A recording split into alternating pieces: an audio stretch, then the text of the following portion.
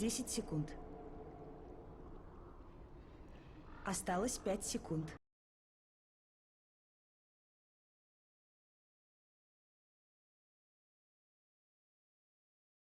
I'm Gareth, and we've got FNATIC against TNC in the Southeast Asian qualifiers for TI6, and we're going to go straight into the draft. Draskell, these two teams, TNC been around for a while, kind of touted as one of the better teams from Southeast Asia, but FNATIC have definitely shown over the past couple of months that they are the kings. Undisputedly, I would say. But Demon putting them, how do you think this kind of affects their dynamic? I think it's kind of funny because even though he's predominantly known as a North American player, I think he fits the C Dota style very well because he likes to go for stuff that's not necessarily totally traditional. He loves to play aggressive. It just kind of fits into what I think that most teams in the region are actually doing. So for me, I think that he'll probably fit the team very well, and obviously they've made it this far, so it's obviously working out for them. But this is probably going to be their toughest challenge in the entire qualifier. Oh, for sure. I mean, it's their first game as well. You kind of worry that TNC maybe have to show a lot of their strength in this first game, best of one round robin all the way through the group stage, and themselves out in there. But the draft so far, Phoenix and Venge are the first bans out by FNATIC, something that TNC have definitely run a lot in the past, two of AU's favourite heroes, while TNC, Slardar and Beastmaster, two of the stronger offlaner heroes there. Beastmaster's seen a lot of play recently, but FNATIC, they've got a kind of interesting, little niche picks they like to get for Ohio, Faceless Void,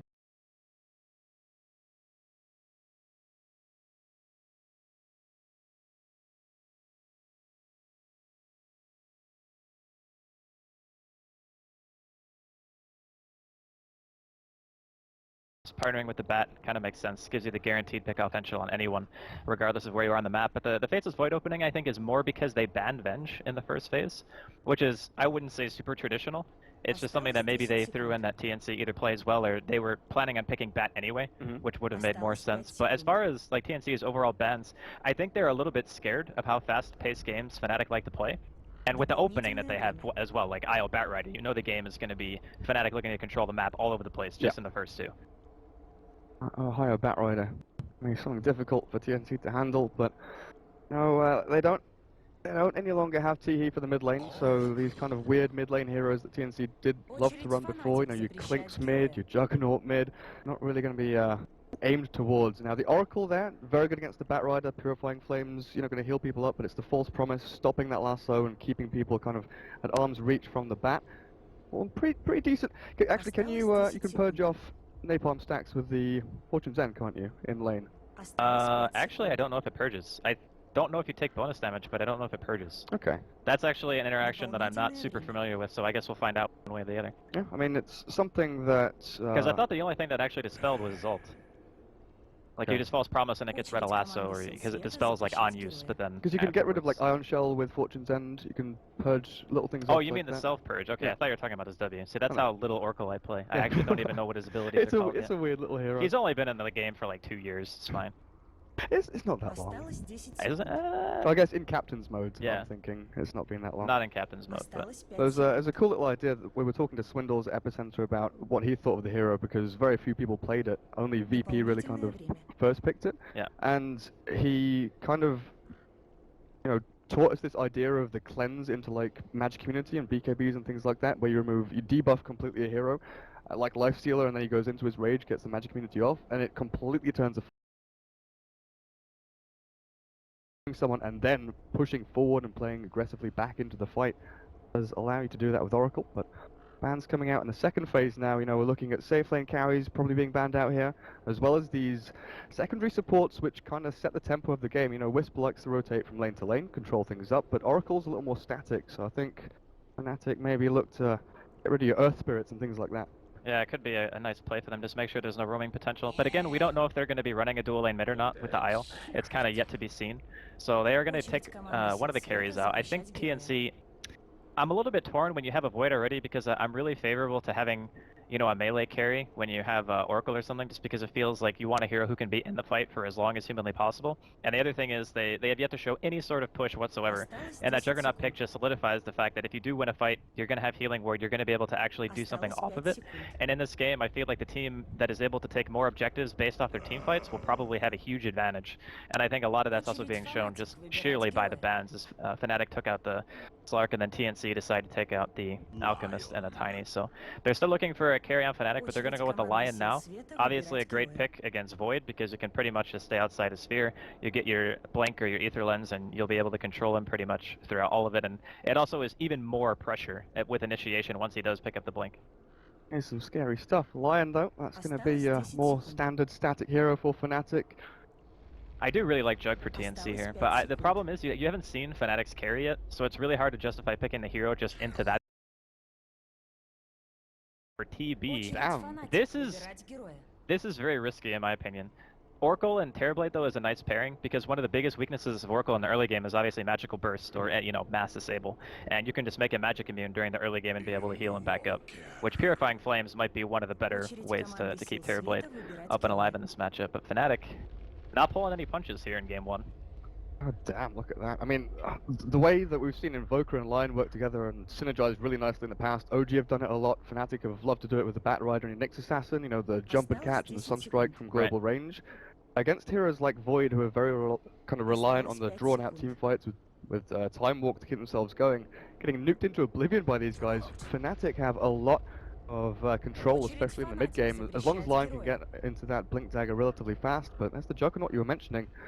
And honestly, I thought that, you know, without Teehee they wouldn't pull out the Juggernaut mid, but QQ's kind of stepping up to the mark and playing in that role himself.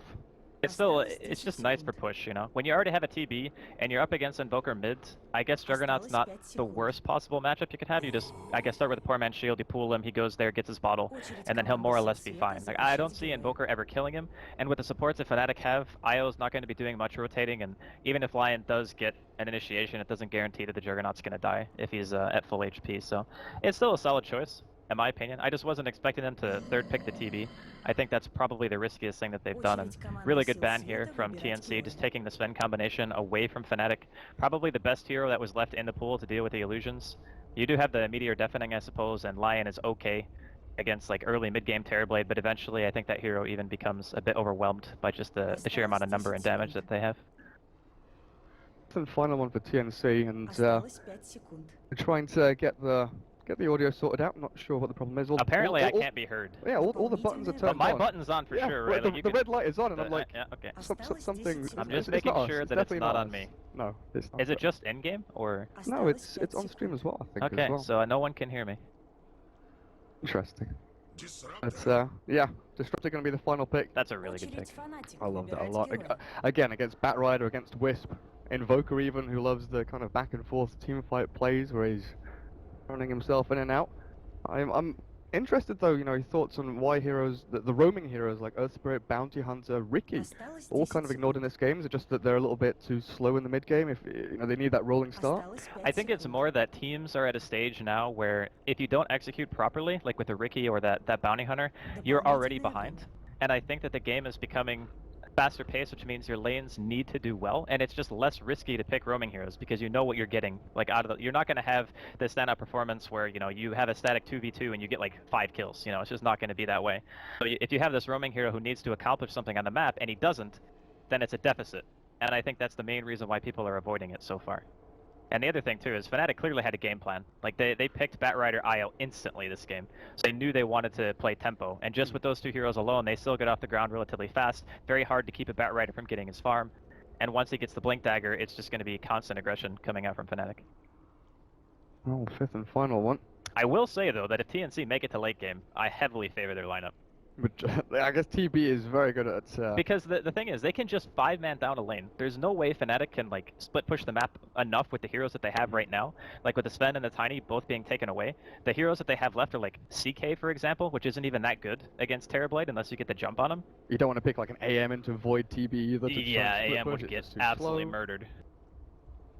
An interesting spot to go into. I mean, AM might actually be okay because the other heroes can still contribute to the gank while the AM farms, I suppose. So if you get a lasso and a relocate with AM, it's not ideal, but you should still be able to get a kill out of it.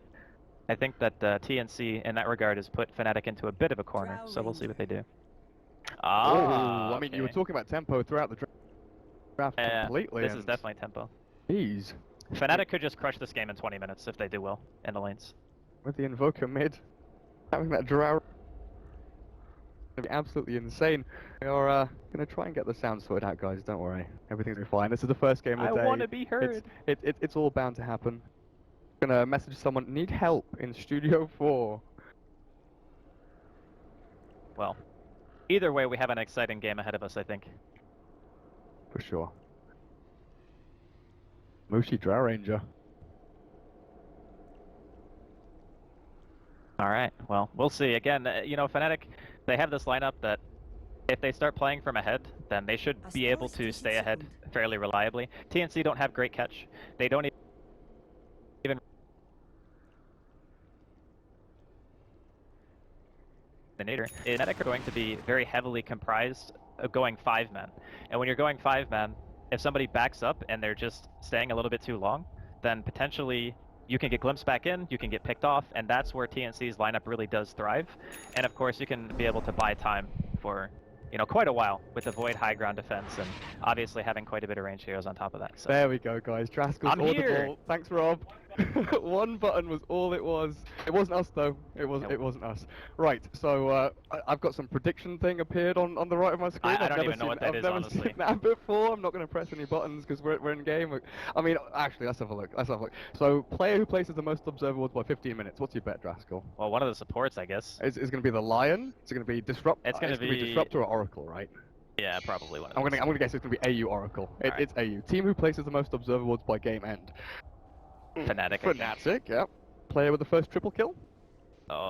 First triple kill.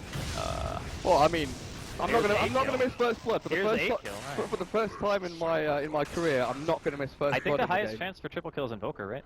Has to be. With a combo? Yeah. With a well-placed combo. Like, who else really gets multi-kills except for maybe Jug? Terrorblade, maybe. If I it think just, like, Jug stands Omni his or ground. like a Meteor Deafening would be the most likely two things. Let's say mid one's Invoker. He's Yeah, a I godlike think that's good. Invoker. Will there be an Age of Snatch with a Bat Rider Wisp in the game with a Void? I'm gonna say yes, honestly. I'm just gonna go. It's gonna yes. happen. It's Seed Dota. You never know. How do I confirm? Where's the button that's like, oh, whatever, it's gone now. I think it's just there forever and we Yeah. have to deal with it. Button that's there. But yeah, welcome guys. We've got the sound sorted out. This is our first game of the day. TNC against FNATIC.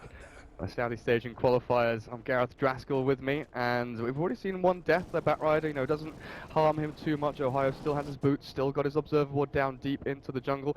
Bloody hell, is this Is this just gonna keep gonna happening? keep popping up in the game? Like, hey, your prediction, you're wrong. You're an idiot. You have no idea what's going on. Oh my goodness.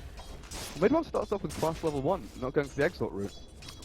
Maybe he was anticipating getting dual laned for a little bit. I mean, I don't know if Oracle's going to stick around, but at very least just having AU there for a second maybe makes him think twice. And to be honest, even with Exort level 1, it's not a huge increase in damage. Like 2 and 3, you can put points into Exort if he wants to decide to go back that route. Oh, nice little bit of harass onto Sam H, but I'll just time walk it all back off. Is there actually any world in this game where mid one does go Quaswex? I'm kind of wondering if that's... Okay, he's getting... But this still could be Exort technically. Some people still like getting Alacrity. Usually with the it's weird. Like usually when you go for the Alacrity, you know, it's the 0-1-1 build, and you just Maybe get he the... just thinks it's overkill. And to be honest, having that Tornado EMP against Void especially and things like that. They've got Drow Ranger. Yeah, Like, yeah, they have True. The right-click attack is going to be good for him. And I guess the tempo set by an early Quaswex is really going to help them out. You know, the Exort you farm quite heavily in the jungle with Hand of Midas and Forge Spirits, whereas Quaswex Invoker goes running around looking for kills. And, you know, not only do you have the aggressive potential against these heroes that are very mana reliant, over on the Juggernaut, TB, and Faceless Void, also the fact that mid one could sneakily try and catch people in the back end with a Ghost Walk and a Cold Snap. You know, Disruptor and Oracle, they are both kind of, you know, They're just dead offsetable. actually to that pretty much, especially if he has Orchid early on. So I assume that will probably be the build coming out from mid one. What's the Faceless Void up to? Actually contesting the pool spot, 3-4-3. They can't kill him at all. It's just, like he has to screw up royally to die in this lane, especially with the Lion doing pulls. Nearly with the poor man shield as well. QQ mid. Got his healing ward though. be okay for now, and boots over bottle, so he's a little bit scared about these roams coming in. DJ, of course, the Wisp, just going to control up the runes and try and help out these lanes. As Demon, where are you heading over to? He has been spotted. I mean, the Batrider's just, you know, flapping his wings on the high ground, looking down. The best part is he doesn't have high ground vision, so he's just chilling there. He doesn't even know that Ohio's sitting there. This is the weirdest. Okay, now he knows. Now he knows. Firefly comes out in Ohio. He's going to chase us down. Demon, he's got glimpse. He's level 2. He's hit that one through, but the cold snap from mid one. And that tornado will catch him. Nice little Fortune's End from the Oracle, though, does slow the advance, but Ohio's not giving this one up. He wants the kill. He does. He's got a taste for blood, and Demon's blood is what he's going to get here. If he actually lands another couple of hits, but he doesn't. Demon turns back with the Thunder Strike, but a good TP out, Ohio. Perfect timing. That is so much space, actually, for the offlaner to make at this stage in the game. And what does he miss, like 1 stack? Not really that big of a deal. And you get the 2 supports moving towards mid. That's a lot of wasted time as well for TNC. Just trying to help out there. So far, you know, FNATIC are doing alright. The Juggernaut's doing a bit better than I expected, 12-0 right now, compare that to the 11-4. You just usually expect the Drill Ranger Invoker to more or less crush his lane. I suppose it's partly because we already talked about he did decide to go for QuALIFICATIONS. And it's just going to be pressure super fast coming out from FNATIC this game. They don't want to give TNC any breathing room. I still can't believe Terrorblade gets 10 stars. The armor doesn't even help him in this lane. That's true, actually. I mean, he's got no stick either, right? He's not actually, not actually too afraid so far on the bat. He might go and fly one now. No, he's going to finish off his treads. Realistically, I don't think Ohio wants to stick around. Because if he gets Reflection cast on him and meta's up and he's in a bad position, he's just a goner. Like, he does so much damage. So what's the aim of the game for this Terrorblade? Is it just going to be like Dragonlance push towers? I think you kind of want a Dragonlance just because of the fighting capability it gives you. You know that FNATIC are going to be wanting to do stuff relatively early in this game. Like, maybe they wait for DJ to hit 6 on the Wisp and then they start going for reload gangs with Ohio. But yeah, I think you need to build a fight. I don't think you can go some like greedy build. 3-4-3? Get an Orb of Venom, I think he would actually die. Where's Earth Spike as well? Rushi has a level in silence. They might look for this kill if they can continue going for it. There's the Gust out onto Sam H. Time Walk ready now, but it doesn't remove a lot of that damage. Void has still got to return back to base now because he's got no regen left. But that's a pretty good move there from them, and DJ, you know, this kind of rotating Wisp has hit his level 3. He's been doing a great job through, and another stun. Sam H. tried to TP from the high ground, but Ohio, he's moved in from the off lane. This bat is everywhere. This is probably the most nomadic Batrider I've seen in ages. Just walking all over the map, goes from like his own jungle back to bottom lane to mid tier 2 almost. he's a traveling kind of guy. And he has stacks made for him.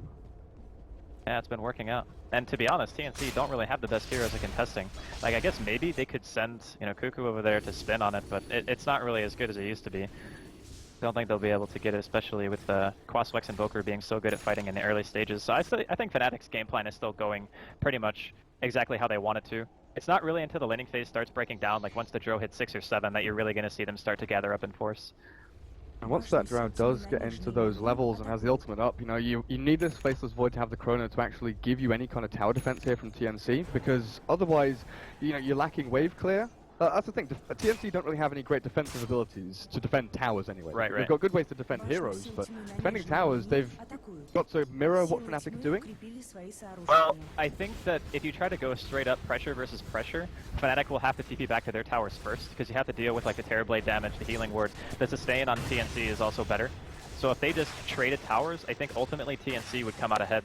But FNATIC, they just want to get the tier 1s down, so they open up the map for Wisp relocate gangs and then just go for constant pressure. Oh, Demon, where's he glimpse? Could send the Invoker back, but you're going to send him back to a lane where he can go to farm. You give him a kill, and now he's pushing mid tier 1. That's not the best for you. While DJ, maybe was the target there that they wanted to go for. That's the bottle refilled by the Batrider and Ohio. 1100 gold in the bank. He's level 5 as well at 6 minutes. With how much he's been moving around the map, that is insanely impressive.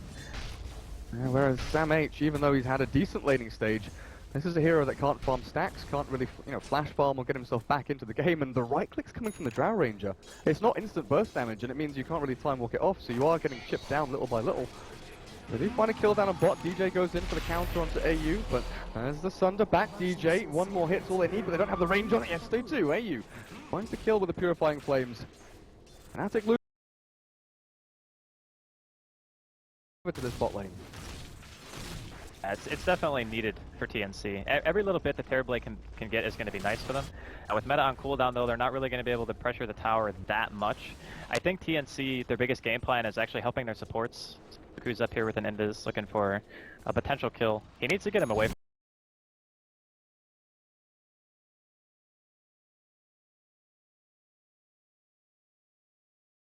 out, SamH dropping low. He's gonna get taken down with the Frost Arrows, but it's a 1-for-1 trade as QQ does clear up the Drow Ranger. 3-4-3. He will TP out barely by the skin of his teeth. That was a misplay though from FNATIC. I think Mushi had a different idea of where the line was going to be running, because if you stay together, there's actually a chance where he doesn't kill Mushi if not all 3 slashes hit. But because he walked in opposite direction of the line, he just guaranteed that he was going to die. And it was a really nice play as well, knowing that you can hex between the spin and the Omni, because the Omni cast point's just a little bit longer. But all things considered, I think Cuckoo will probably be happy with that series of events, as Demon almost dies mid in the meantime, so like 1 HP. Nice mid one Invoker. Nice little raindrops phase boots, and now with the bounty rune. Nearly level 8 on this Invoker as well. He's getting a fair amount of gold from it. Well, experience from this lane. But item choices for Quaspex Invoker, we used to see a lot of Urn builds. Hand of Midas even was very popular for a good period of time, even on the Wex Invoker. Hand of Midas is kind of situational. I think if you don't want to be pressuring a ton, that Midas is okay. But if it delays your Orca timing, or delays your Urn, or drums whatever build you decide to go for too much, and your fighting capability is not quite where it needs to be, it can be a huge hindrance to what FNATIC want to do. So we'll see what his choice is. I still think Orchid is amazing if they can get the tier 1s down and have like a 15-16 minute Orchid timing on mid one. He would just completely control the game. Alright, he's actually going Midas. Yeah. One of the biggest things about Invoker, you do need these levels coming through onto you. You want to try and get yourself up to kind of level 13, 14 as fast as you possibly can and start getting, that value point into the Exort. Yeah. We even see Dendy sometimes like skip Exort until he's like level 16 or something, just go for the full Quas Wex. It's a little bit weird though when you do that build, because you actually don't have enough spells to abuse the invoke cooldown anyway. It's like all right, my invoke's cooldown for like my 3 spells that I have. Like the biggest one's Deafening Blast, I think. So, like, not having Deafening Blast is pretty huge. The disarm too, when you have higher points in a Quas, is really nice. So super good against the big old Terrorblade as well. Who is going to go into the Dragon Lance? Ogre Club is up already. I think this is just the every game build. Yep. You never deviate from this pretty much. Miracle does like the Vanguard does still though. Yeah, but Vanguard's not very good this game.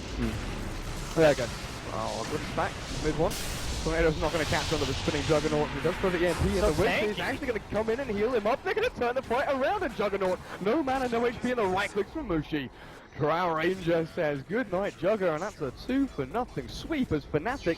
They were the ones on the back foot, but DJ, perfect place, perfect time.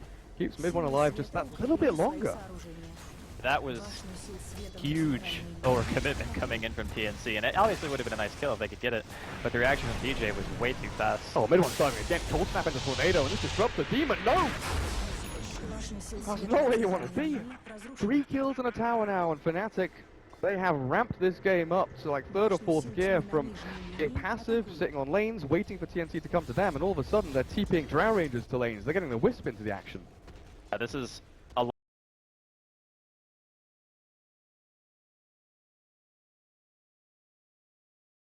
the drill. I think if he didn't, he probably would have went for something else, but because he just right-clicks so fast and hits so hard with the drill aura on top of it that it makes it worth it, just because in a cold snap he can kill either of the supports. Like Demon just got wrecked and AU would be in the same shoes. And now, this is all without the Batrider Blink. He's just picked it up and this just adds an extra dimension of great initiation from FNATIC. We saw the problem there, Invoker couldn't catch the Juggernaut before he used the spin. Juggernaut was able to kind of, levy himself a little bit of team fight prowess, but with the Batrider Blink, if Ohio can catch this Juggernaut, the Terrorblade at the start of the fight, it's not just the supports who are squishy. These heroes, if they can't get their spells off, they do struggle a lot. Yeah, Terrorblade's no exception to that. Ohio looking for it. And he will catch him. There's no mana for Sunder. He's got 2 stick charges up here, but it looks like Raven is in way over his head, and mid one's Cold Snap will secure that kill, and now look at the 2 supports that came in to try and save him, but the Tornado catches Disruptor, and Demon, even with a stack sword, got the damage out with the Drow Ranger.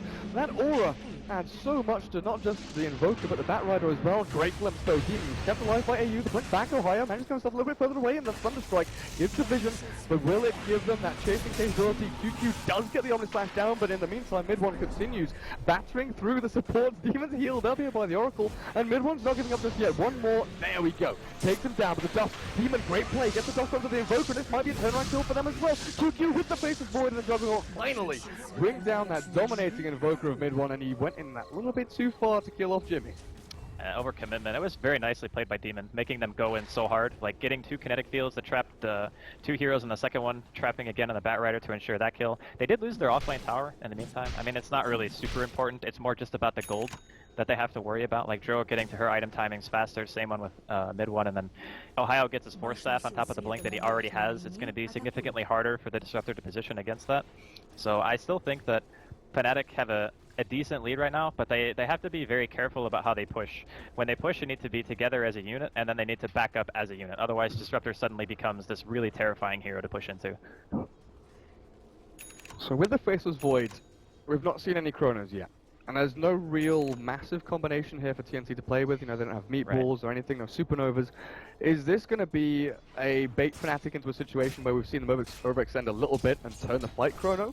Or do you think TNC maybe want to try and play aggressively and, you know, catch someone and then use Omni Slash and to get his Static Storm in place? They can definitely go for picks. They have the heroes for it. It's just the commitment that they have to do, like by sending, you know, your mid Juggernaut and the Void, and potentially even one on top of that, just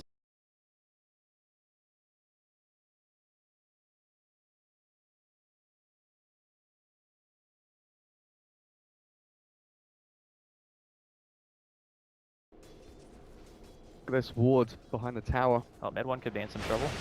Looks like he is being chased down. And he got the 2 for TNC. Another nice setup there by Demon. FNATIC thought they would come down to defend Tier 1 bottom, but TNC went actually towards Tier 1 mid and deep in behind the Ancients.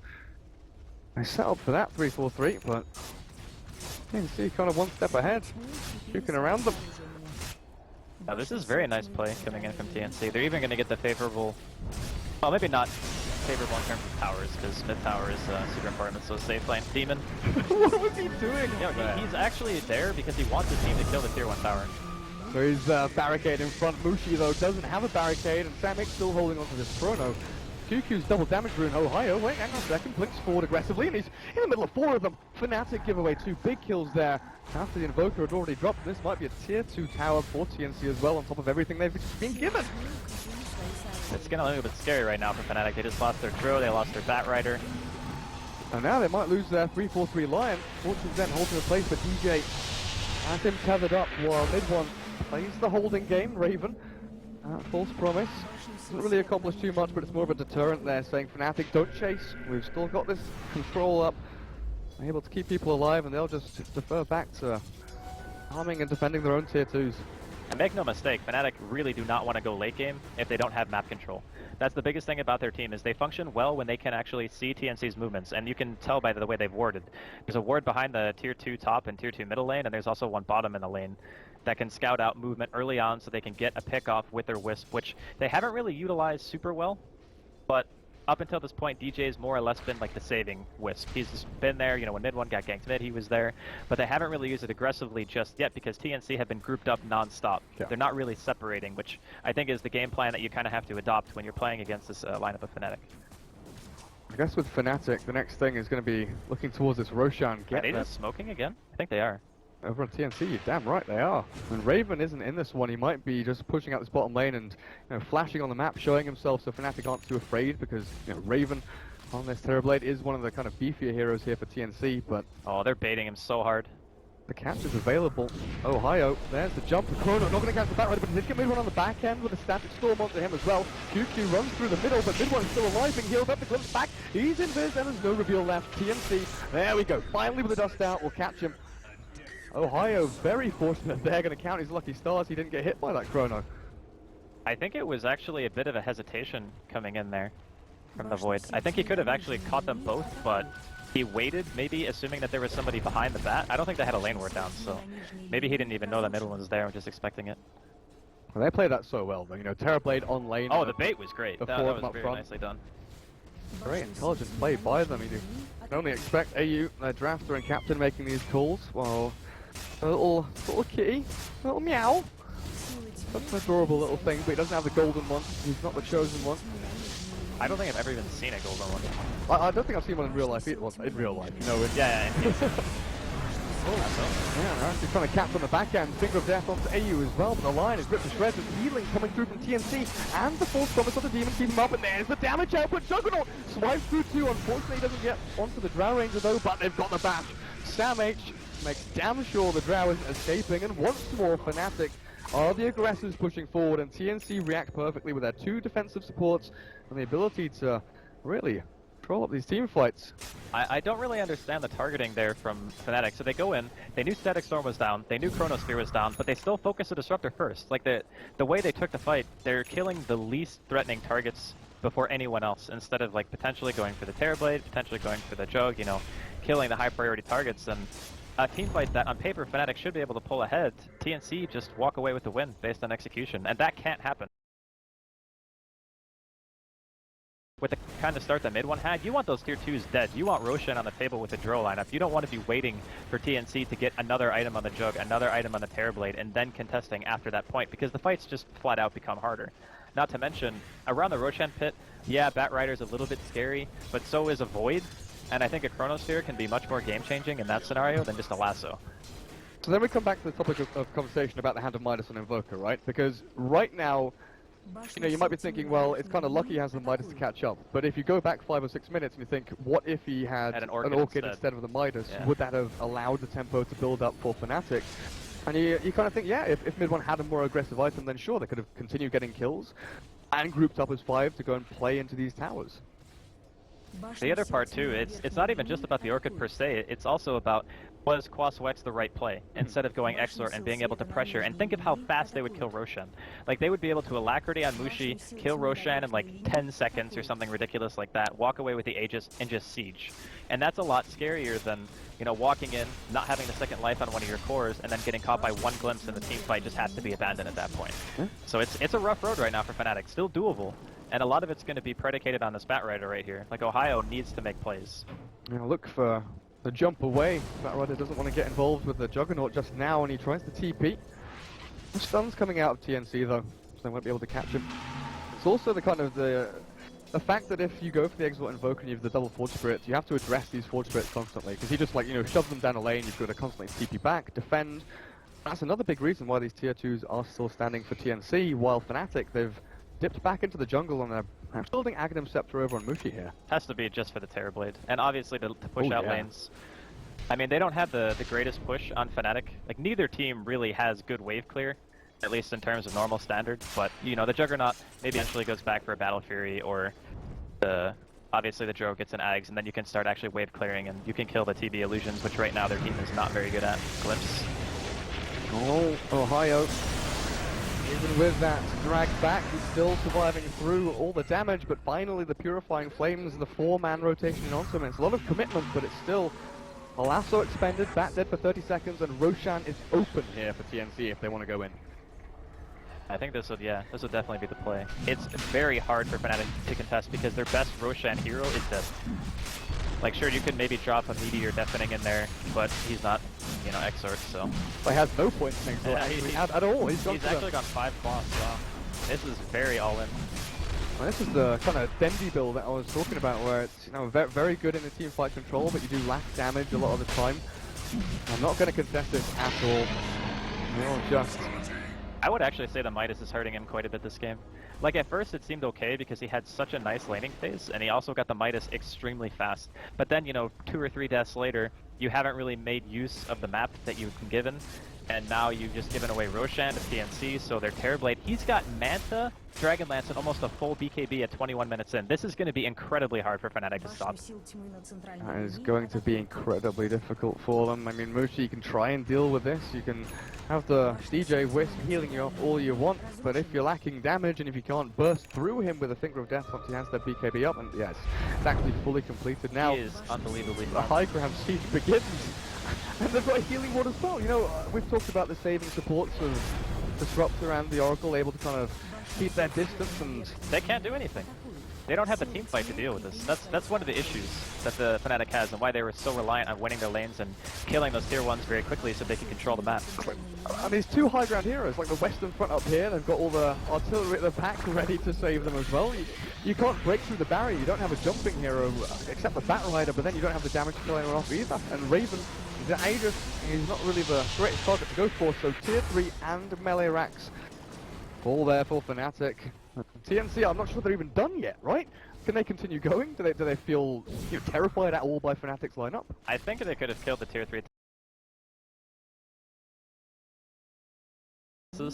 Just say, look, we'll just push out the lane naturally, go back, make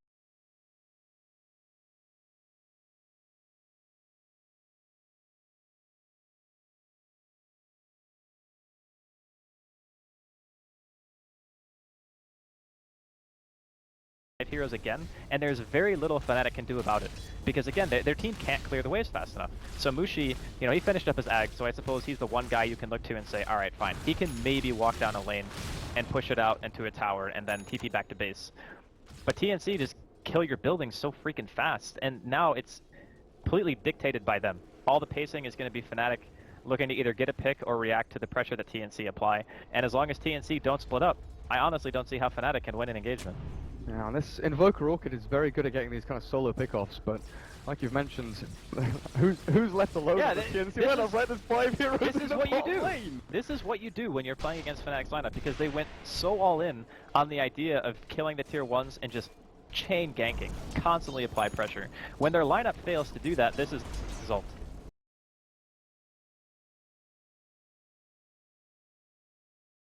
But the fact of the matter is, with a Terrorblade at 23 minutes and the item progression that he has, you can just go kill the base.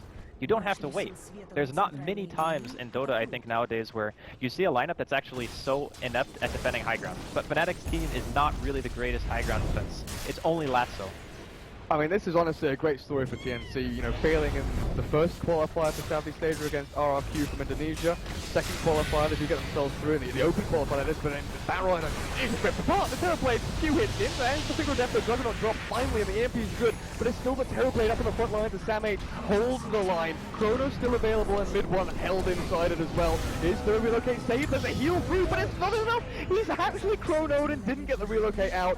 This is TNC actually looking to take down FNATIC in this first best of 1. Mushi, you can't run, you can't hide. The Terrorblade is pushing down the planet. The Lasso comes through. Pure Fight wins them. The Fortune's End keep the TP alive as he swaps the elf back onto mid-1, and DJ's Wisp not long for this world. They're just chasing them into tier 4s, chasing them into base, because FNATIC, they don't really have anything left. Without the Bat Riders jumping the last going back, he tries hard and they'll get the AU. Oracle down at last, the Demon will get shoved back to his grave as well. But they've lost so much structurally here in their base that FNATIC, this is all really consolatory for them. Raven finally dies, but it is the Age of the Immortal. Is he going to die a second time though? Yeah, he'll definitely die again. He doesn't have BKB. Yeah, no BKB and no Sunder. You gotta... That was okay for FNATIC because they killed so many heroes, but you still have to look at it and say, okay, that's another melee racks down. That's another lane that we have to worry about pushing. Blink Dagger picked up on Mushi after that fight kind of rolled out, but this is a really lopsided draft, I would say, and whose team power spikes the fastest. FNATIC's team technically gets off the ground quicker because TNC lack Chronosphere synergy, and they also don't have amazing damage, whereas FNATIC have a ton of damage in the early game after Drow Aura's up, and they have the ability to push super fast. But as soon as FNATIC don't reach their goal, so we could see that's some commitment, right? Yeah.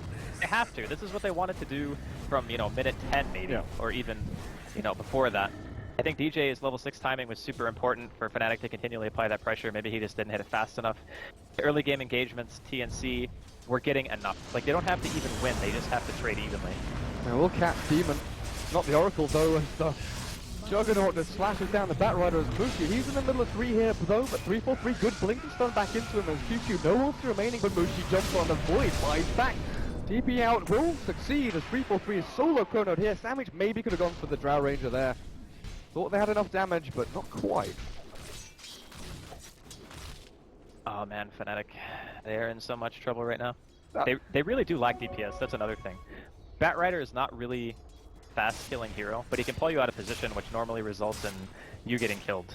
If they had some more burst, like besides just the Lion, I'd say they might have a chance of being able to make their way back in just via, you know, aggression. Raven is so tanky, which is the items that he has right now. And last time I checked, he's got 4,500 gold, so if he wants to buy a Scotty, he's only 1,200 away. He gets that on top of what he already has. We're looking at 2,500 health Terrorblade or something like that. And you have a Quaswex Invoker. That is not what you want. You want an Exort Invoker in this situation because you absolutely need damage. Well, it's like Lasso, Sunstrike, Finger of Death. That was kind of the combo that we thought when the draft progressed exactly. that would actually happen. I mean, the last fight, it went pretty much as perfectly for FNATIC as they could. They got the Hex and Finger onto the Juggernaut and they killed him pretty much as the tier 3 fell, and he was dead, he was gone before the fight really kicks off properly.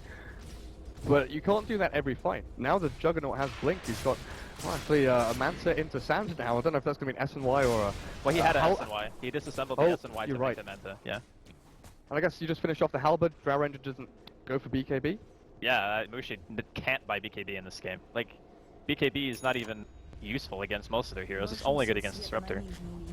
And you don't want to have to buy a BKB if you're a support hero. That's like the worst case scenario. It's pretty sad. But yeah, FNATIC, pretty much undeniably the kings of Southeast Asia. TNC have always fallen at that kind of... They failed at the last couple of games. They did well in Manila qualifiers. FNATIC have really just shown their prowess for the majority of this year, and TNC have always, nearly got to the big LAN events, nearly got to that final push for themselves. This is honestly the time for TNC to really prove that they're not second string, or third string even, to MVP and FNATIC. Now this is I have to give props to the draft as well. I really like what TNC are bringing to the table here. I mean, they're bringing a lot of damage to this tier 3. Illusions galore for the Terrorblade, pushes them out of the Firefly so he can actually keep them alive, and now he's zonally harassing them back as this relocate. Where are they going? DJ Just a casual jungle trip. I honestly have no idea. Maybe he thought he was going to get speared. I don't know. Because they were like walking forward, maybe they thought that. It's a good initiation though, but Raven, he's saved by the Oracle, pops his BKB and just right-clicks people into oblivion. The buyback from 343's line will allow him to get into the fight again, but there's Mushi caught in the corner with DJ as well, and Raven from outside the blue bubble helps out by the Juggernaut zombie slash, and FNATIC might tap out soon. Mid one trying to hold his ground as well. 2 seconds till invoked on cooldown, but he's got nothing really left to give. He doesn't have any damage, there's no Sunstrike, no Meteor, no nothing, as the racks fall again on a third lane here from FNATIC and TNC. This Terrorblade, well, he's got Sunder up again, as well as the heals coming through from AU. Takes the life away from mid one, who's actually swiped down. He doesn't have a buyback. FNATIC have lost their Invoker, and this is game over. The first best of one goes the way of TNC, and quite a shocker.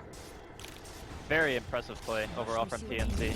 They knew exactly what their lineup was meant to do. They didn't get like overzealous and try to go in and say, all right, we're leading, let's go for that second set of racks, let's go for the tier 3 top after we kill mid. They made all the right decisions. They knew exactly when they were in control.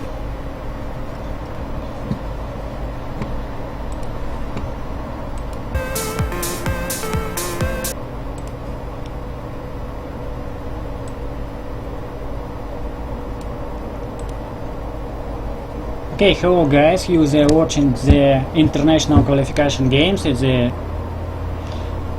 FNATIC lose first game. Okay guys, I checked subscribers to the channels for the say for you the pass for the role. Okay guys, no problem, one moment, I check subscribed. Guys, need six subscribers and I say pass for the row. Guys, please fast subscribe for the channel and I say for the row.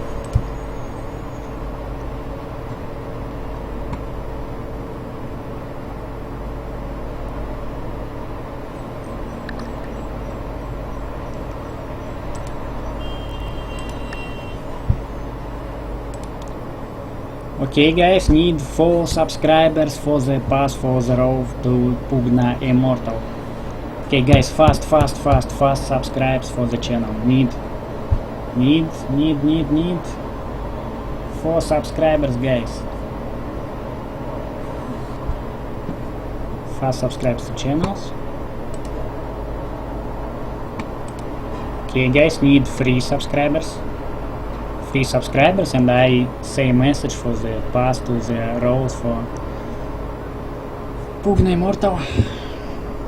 And okay guys, few subscribers for my channel. I create new role for Shadow Fiend Arcane, need 2000 subscribers, and I create new role for the Shadow Fiend Arcana.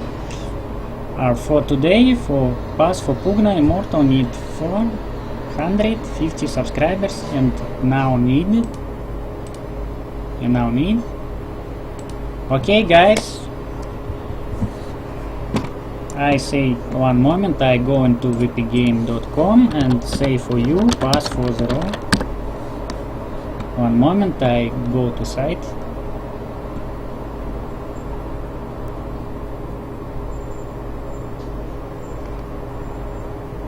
One moment guys,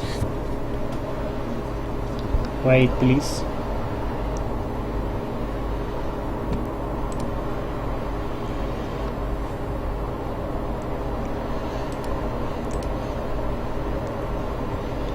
Wait please guys. I'm logging to site. Okay, one moment guys, I log into site.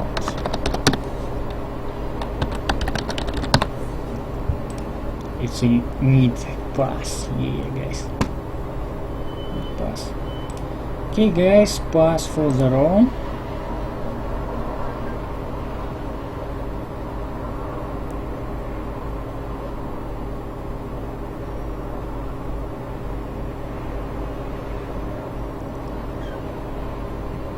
One moment guys, copy paste password. Okay guys, one moment.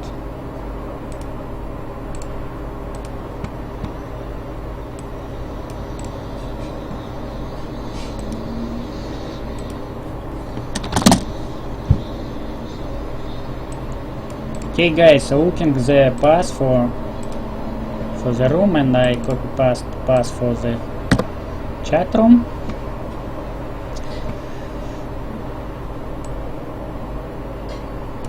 Okay guys, wait next game. Looking the my stream, join to the row and join the Dota.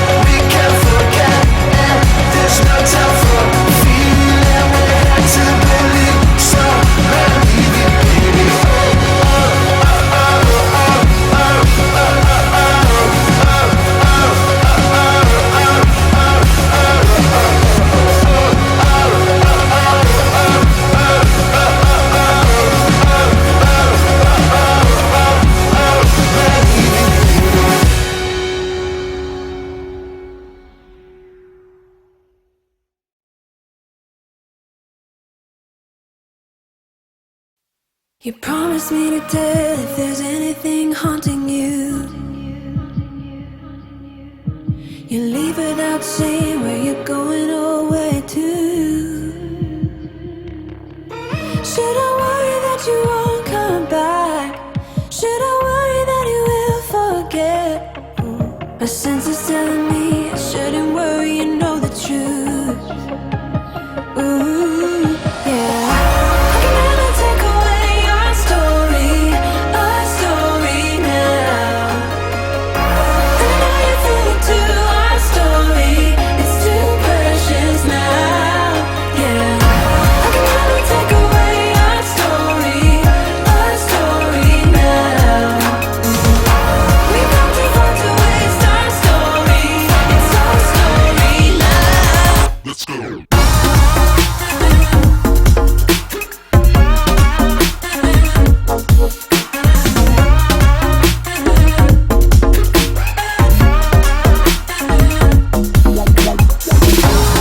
Never take away our story We've come too far to waste our story, it's our story now, yeah. You promised me to tell if there's anything haunting you. And you leave me unaware if I might have been hurting you. Whoa. Should I worry that you won't come back, or accept me time as a fact? My heart is telling me I shouldn't worry, you know the truth. Whoa, yeah. I can never take away our story now. We've come too far to waste our story, it's our story now. Let's go.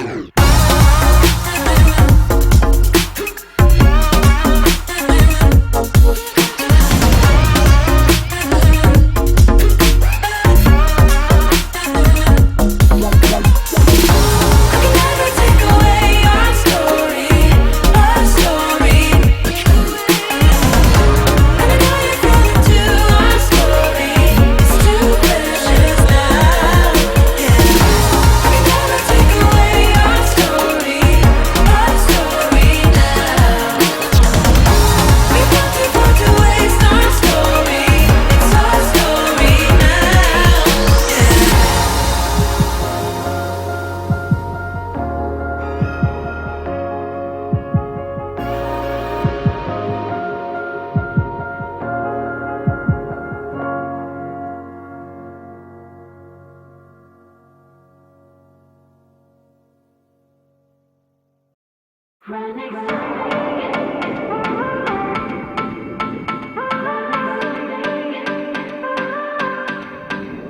It is too dark now, I lost the spark now. I've got a second way to home,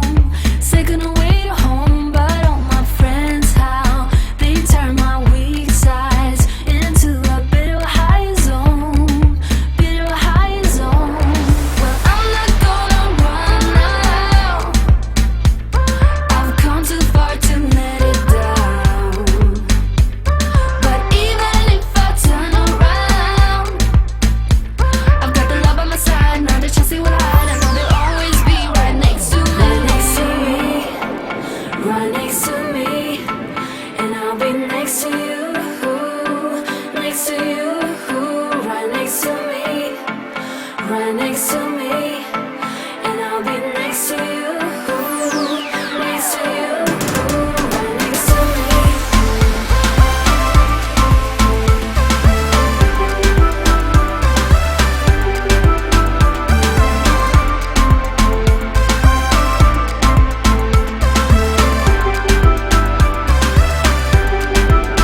My head is spinning, a new beginning. Yeah, this is all I was asking for, all I was asking for.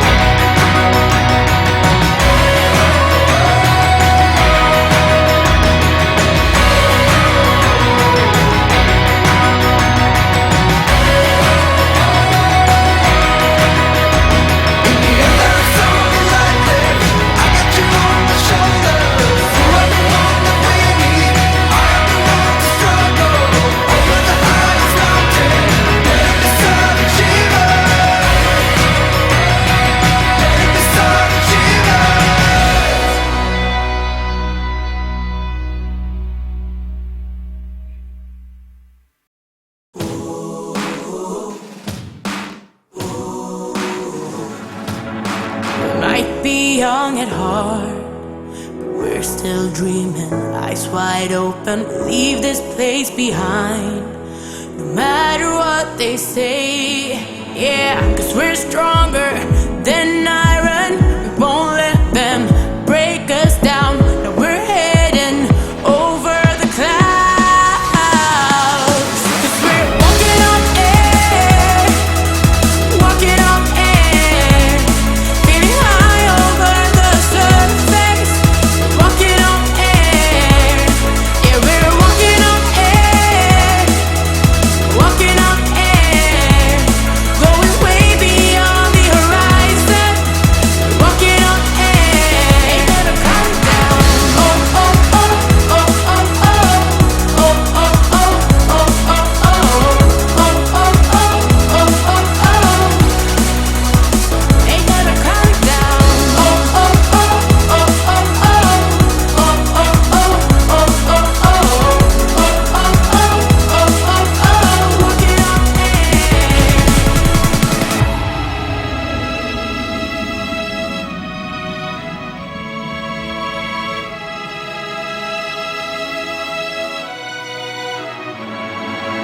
The sky has opened up. We start our engines, count down from 10. Kiss the sun goodnight and go where no one goes. Yeah, 'cause we're chasing desires up above the city lights. Yeah, we're burning like fire now. 'Cause we're walking on air, walking on air, feeling high over the surface. Walking on air, yeah, we're walking on air, walking on air, going way beyond the horizon. Walking on air, ain't gonna come down.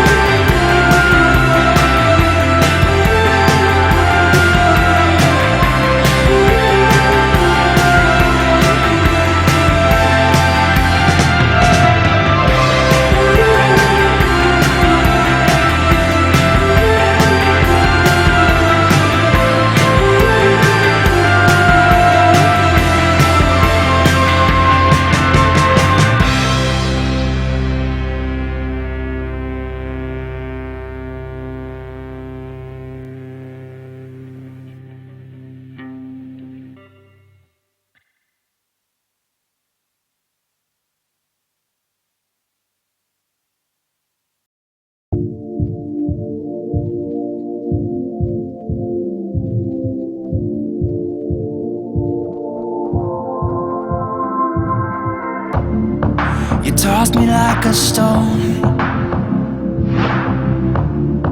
You swept me off my feet, yeah. I can feel my bones.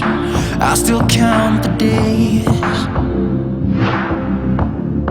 You swept me off my feet. I keep going high, she keeps going low. Something feels wrong right now, I know. Something feels wrong. You don't wait for me, 'cause I keep breathing fire. I won't wait for you, 'cause you keep telling lies. I keep going high, she keeps going low. At the end of the day, she's gone low. You don't wait for me, 'cause I keep breathing fire. And you keep telling lies.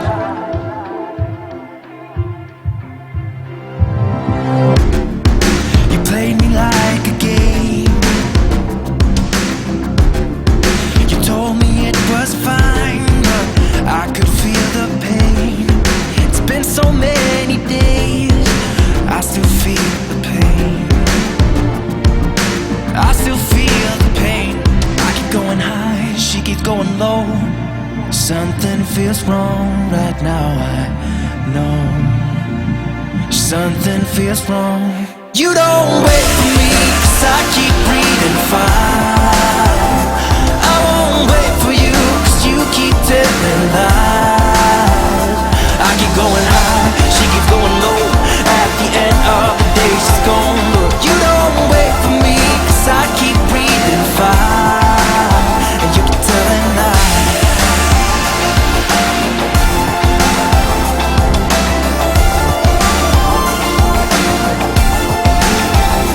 I keep going high, she keeps going low. At the end of the day, she's gone low. You don't wait for me, 'cause I keep breathing fire. And you keep telling lies.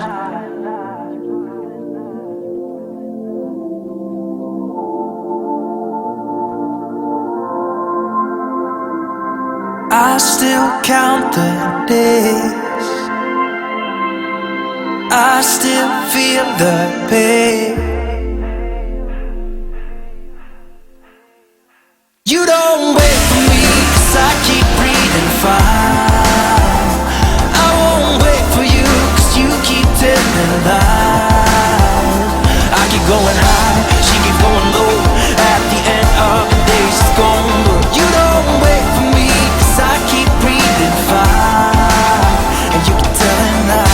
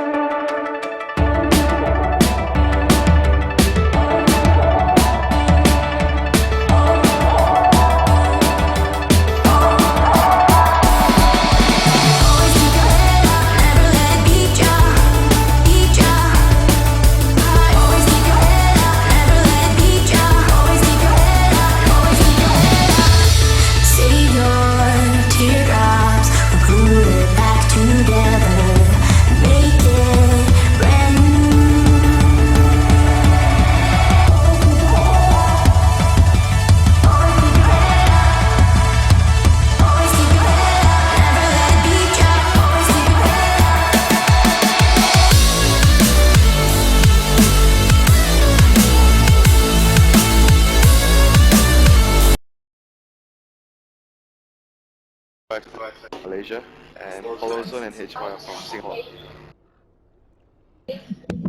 Осталось 5 секунд.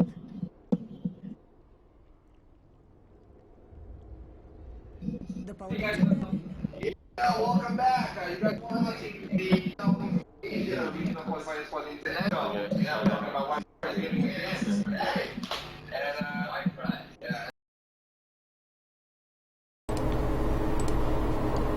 Okay guys, the next game it started. Okay, FNATIC versus White Freeze. Okay guys, subscribe to channels, share it stream for your friends, and join to row and enjoy the Dota.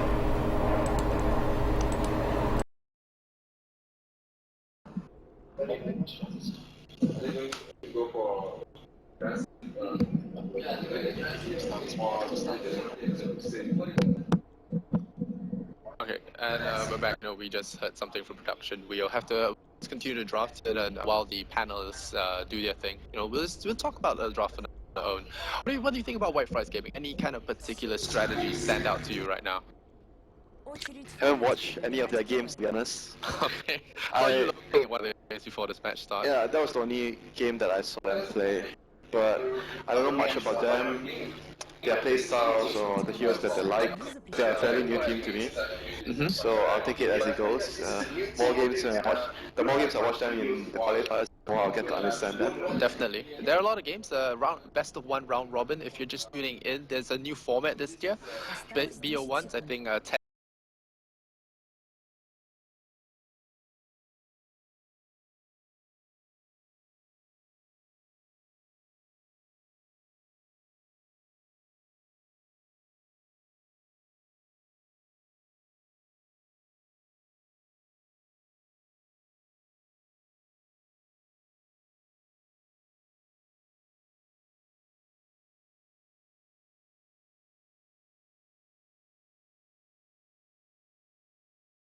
FB openings today. Any games FB picked in the space, and I've been noticing from the first two games that FNATIC have been starting to open with the IO a lot more.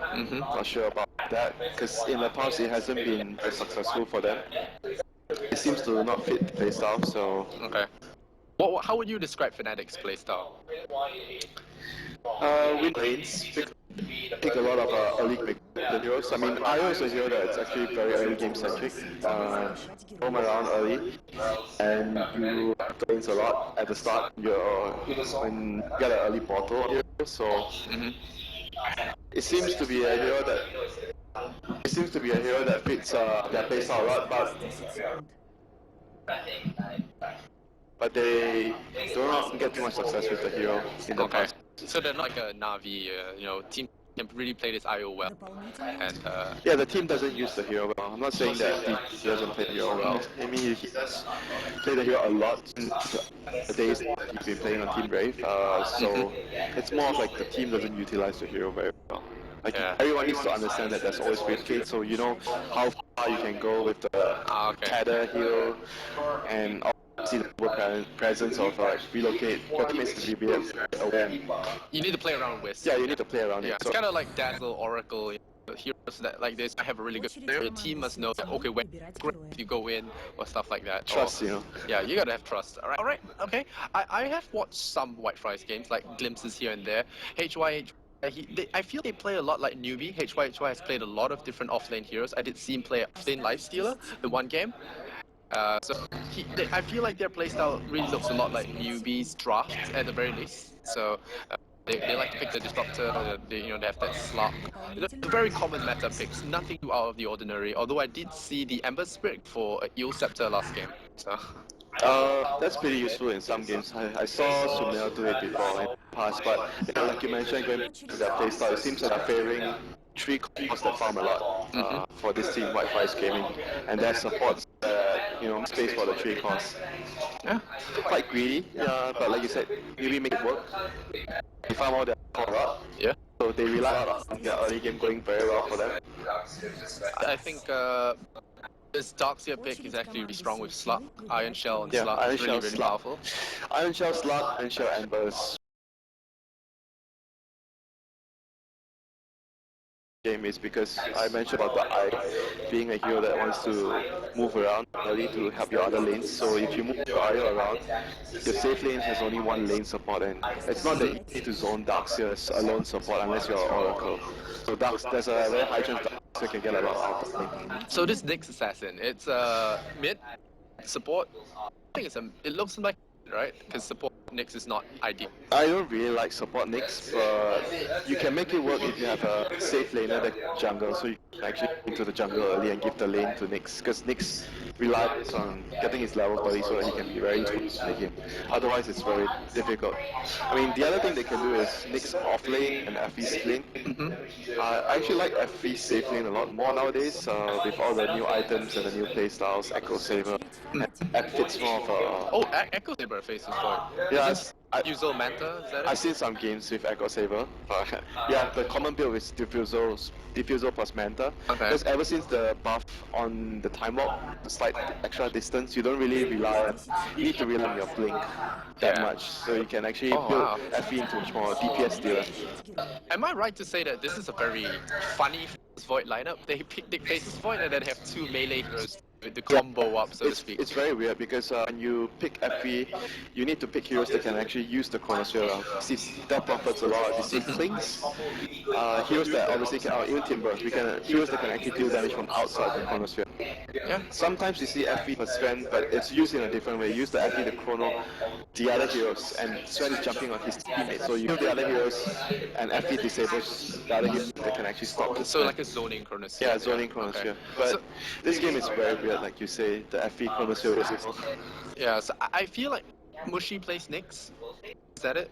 Or would it be mid ones Nyx? Probably, I mean, in the past it's always been mid one, but with their new roles,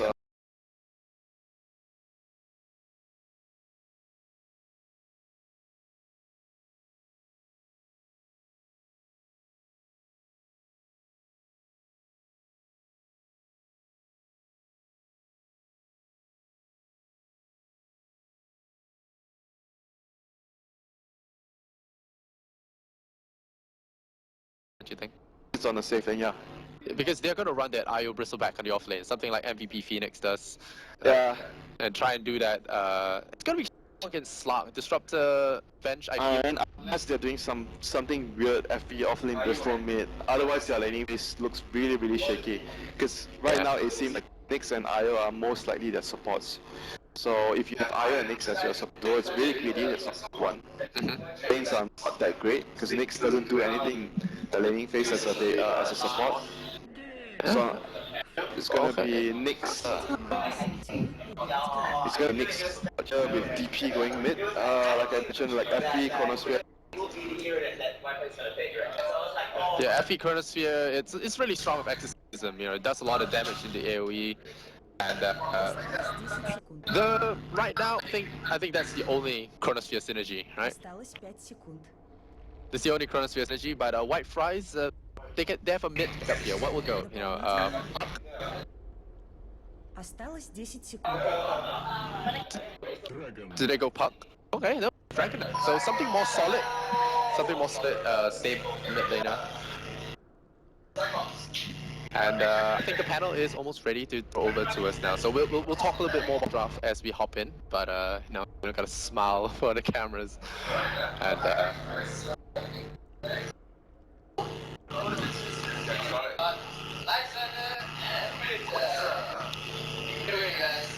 hey guys, welcome to the FNATIC qualifiers with White Fries Gaming versus Team FNATIC. FNATIC, you know, not a very fortunate game number 1 against TNC, but now we see how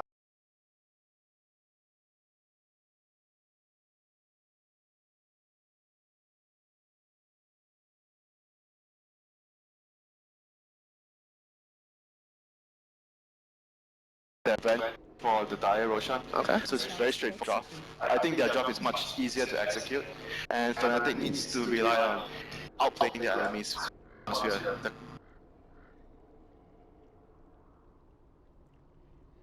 Yeah, has to do a lot. FNATIC to execute. They, like, I know, I mean, the panel talked about it, you know, a little bit of tilting here and there, so we'll have to see if FNATIC do play well. Will they let their result from the previous game affect them? And White Fries Gaming, you'd say, is the favorite to win here? Yeah, just based on draft, obviously, like not based on teams chemistry, whatnot, and experience, but based on their lineups, I think White Friday's game have a much better lineup this game. Okay, definitely. I actually to White Fries as well. Singapore pride and all that stuff. But now that you take White Fries, I guess I have to side with FNATIC because it's something that are really nice. I mean, you don't have to side with them. You just can tell me what lineup do you like more. I like the Fries more, man. Like, I mean, we talked about the draft. We had a lot of concerns how they are picking a lot of melees with Chronosphere. So yeah, okay, let's just pile on. We'll just go on White Fries, and you don't have the predictions here, but I think it will come up very soon once the game begins. So we can actually run through the predictions. A new little thing Valve added in to add a little bit more trivia, a little bit more mini game into their cast. Have 4 random predictions. I think they'll ask like who dies first, who dies last, who gets the most denies by this time. So it's a cute little mini game. We'll go through. You can see the predictions will come out. So this is player with the least deaths. I think it will be Players with the least deaths. yeah, player with the least deaths. Slug. Chaos, Slug, Winter said like most player with the most D walks by 15 minutes. Wow, that's weird. I'm just gonna go with DJ. No, DJ Peloson. Yeah, give Peloson that one. Yeah. Now Ancient can stack by 30 minutes. Wow. What kind of questions are these? Come on. Oh man. I'm just gonna go with 0 to 5, and total number of smoke gang kills, I'll say 3 to 5. Alright, but we'll just have that prediction to see if you're right. We're gonna run through the teams very quickly. On the Radiant side, we have Team FNATIC in Malaysia and Pride. So we have Bushy on that base void. We'll have the Ayo, played by DJ343, Nexus Assassin in the middle, playing that Death Prophet middle lane. And last but not least, we do have Nexus Assassin, played by 343. Did I miss anyone out?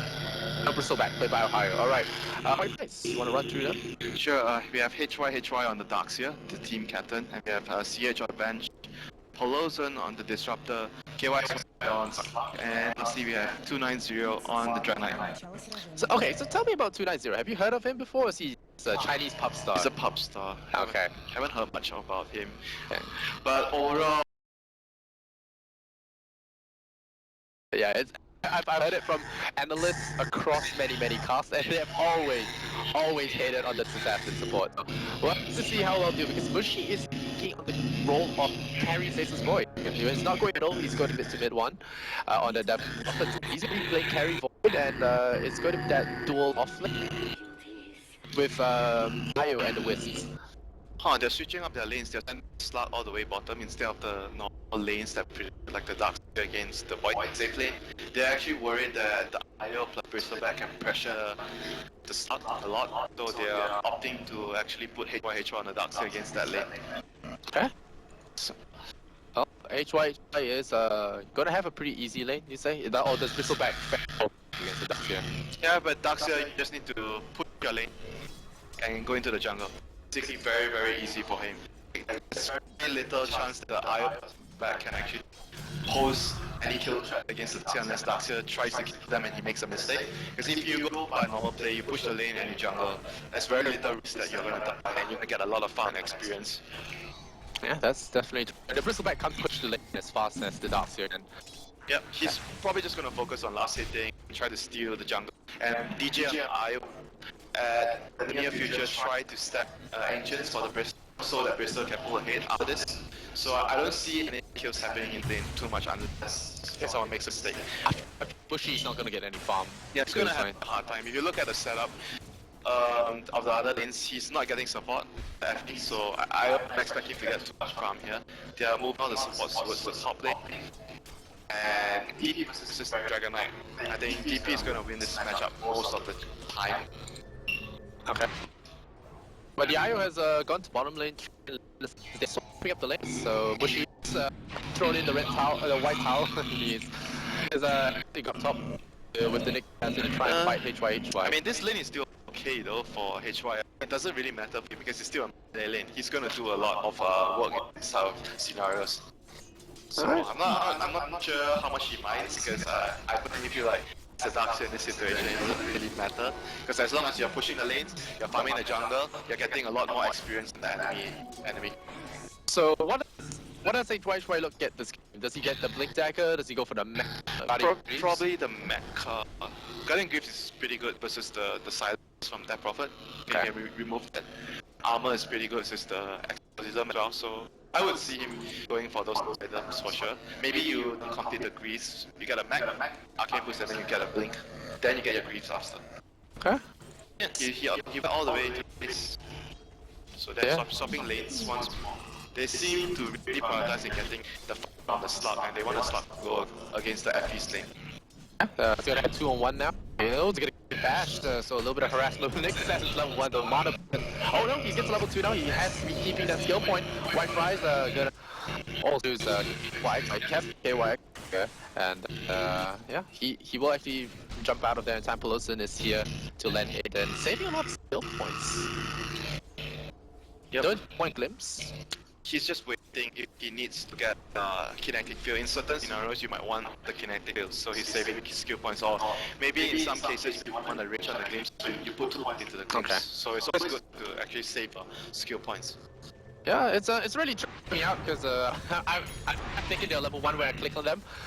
And they're actually level 3 already. The next asset, he was saving, waiting for spike characters or yeah, I think you should always do that. In a lot of unless you're like everything is fairly strong.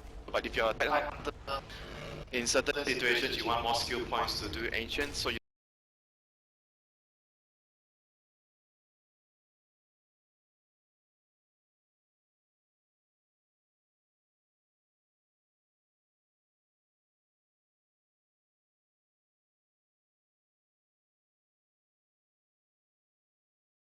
First Blood goes over to the Radiant side. So FNATIC First Blood here, Disruptor. Really overestimating his ability to deal with that bristleback. And I did talk about this in the drop. I feel like Venge and Disruptor are not enough to deal with Ohio and bristleback in the safe lane if it does come to the situation. I mean, it's because of the IO in the lane here that's causing so much problems, and they have no lane more, so they have no idea if the IO is nearby. Ooh. Rises 3 seconds. He really has to get out of there. Ohio, but he will actually tumble down. Drop very low as well. The DJ Wisp will actually do that final hit on him, but the Thunderstrike coming out from Pelosin will secure that. So 1-on-1 across, and it will be 2 kills both of teams, White Frost as well as FNATIC. That was a very good decision from Pelosin to actually get points in the Thunderstrike. Otherwise, I don't think they have enough damage to actually get both the kills. See, he saves 2 points. Alright. Chooses right. Winter is schooling, but yeah, saving a few points, kids. Remember, when you play, you know, sometimes I guess it might way if you don't skill your points and path. At time a misclick happen. It happened. But well, the trade did it favor FNATIC or White Fries? Was it even? KYX did suicide to Ancient, so yeah, I think it's neutral. It's really good for Fries for sure. Because Slap against Bristol, you don't farm the so well, especially with the eye around. Definitely you want to try to kill it. Yeah. So but you can see what they were trying to avoid the lane, and they were trying to initially place HY against the Bristol and the IO. yeah, it's a really troublesome. MVP really great effect. Okay, DJ? Does he have a tether target? Yes, he does, but it's gonna fly. It's gonna disjoint it. Oh, he might die though on Slap. Oh, wow, Slap dropping low here. He doesn't have power for 15 seconds. Not pack. It's gonna remove, but it doesn't remove quill charges. Ohio is coming in. He smells blood in the water. He's gonna run away. Not deciding to dive the tower there. Felt like he could have gone for it, but he didn't want to go for it. Now that's gonna run away. Wave it. Attempt the quick will come out and down he goes. Ohio now still diving down in. And now KYX by dropping very low as well. The could be a double kill here. DJ survives 3 HP. The bristleback IO game proving to be too strong for you. Even a tri-lane. And White Fries, they're losing early game of 5-2 already. That looking a lot better against their game versus TNC. And IO just suicides to the neutrals will be back to bottle as well. So all looks good here, top lane. Yep, it was all the small items paying off. The early stick on the IO, early stick on Bristol, the Bacillus, everything there helped them both survive there. And obviously, good teamwork, understanding, knowing their limits. They really brought both their heroes to the edge of their limits then. Yeah, 3 HP, you can say 3 HP is a little lot, but still, Yep. And he's already getting up there very arcane boots. You think up, so is it going to be a mechanism? I've seen both in different orders. It's been interesting with arcane boots as well, like especially with I get a lot. And I'm wondering if it's the Bristol might actually go for the Mac to piece. I've seen it on some games on Bristleback, can be really good. So we'll see, because he goes for the arcane, otherwise you have to waste the energy booster if you don't get the greaves on Bristol. So they actually feed KY to the mid lane on that slot. We don't. Oh, one. Gonna cut out here, see him. He's gonna get caught by that. And then now the Chronosphere comes in. Mushi with the response. Gonna trap the Dragon Knight in the corner there, but will not be able to do enough damage. 90 really slow the kind of action on him, and he's just gonna run away. So the counter on that Vengeful Spirit, they try for that gank. Ooh, the Dark Seer going down. How does that happen? Yes, right? I wasn't paying attention to that, so... Overconfidence, Yeah. maybe. Maybe I feel he shouldn't be able to get caught. I mean, it shouldn't happen. Yeah, it shouldn't happen, yeah. But, you know, sometimes players make mistakes, shit happens, but I think overall, Midon they're surviving as well, thanks to the raindrops, something that you should, I think, always get. Yeah, item there. It pretty much negates half of the Dragon Breath damage. Oh, relocate? Relocate. Yeah, there you go. Bristle back. That Dragon Knight, they just run into him with his balls, and they will actually just take him out. So the mid now, Ohio gonna get some momentum here. They might for a top push, or they might go back. Not so sure yet. They'll leave Ohio here. Middle one deploys the ult, and tier 1 tower for middle lane is threatened here. White Fry not being too hard. Yeah, this Bristleback just did way too much in the laning phase, resulting in us struggling so much. I actually never expected them to go this hard in the laning phase. But this Bristleback and Iris putting their team on their backs right there. Do you think they should just be like play musical chairs with them? You know, if they come up, just go, you know, stuff like that. Yeah, you think in the long run would have better? Yeah, I better? thought they were doing the right thing, and then they stopped after 2 TPs because they probably felt that they were be strong enough to be able to fight the lane. Because you saw after that what happened was they set 3 heroes at top and tried to kill the Bristleback. But Aya was behind to back them up and just turn it around. So maybe they were just overestimating how strong they were. And they just continued switching lanes like the first 2 times. Okay, so Mushi is going flat for threads. So what's your thoughts on this? Chrono? You get it for 2, so I'm sure he'll get the thread eventually. He just wants to have a much more man face again. I guess they ran him down. How do you run the Dark Seer down? He got 22 feet. Wow, this is... I'll watch it the next time. Just don't expect the Dark Seer to die. I mean, Bristleback's pretty fast with the wall path, the tether, and then you have the pool. So once the runs out, if it's in distance, you can easily run down. Alright, pull up. No, he see the point. 1-on-1 distance for Curtis. Kill. Will act pull him back, so Wilson will not die there. The glimpse will down from that. It could actually be a good one in conjunction with Mushi Kronos here. But what do you want to do to come back to this? Do they sit back and farm? Do they look to kill?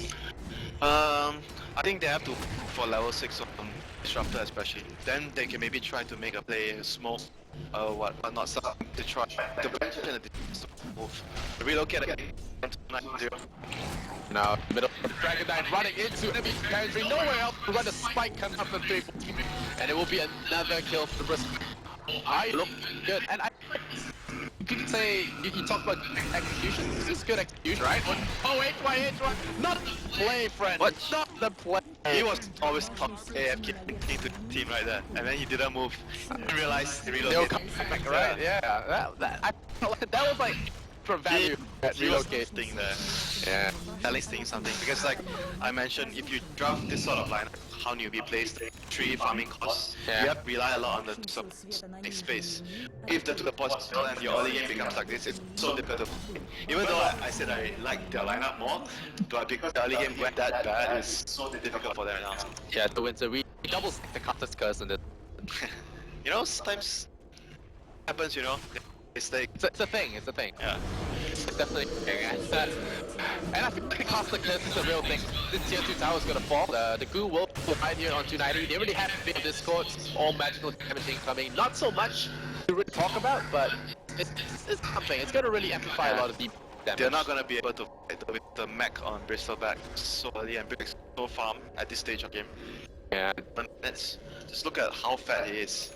Yep, he's it's gonna be running through a brick wall, that's for sure. And we have that 2 expanded here for 3. He has Vendetta, so there is that initiation ability now. He could come in, the Vendetta.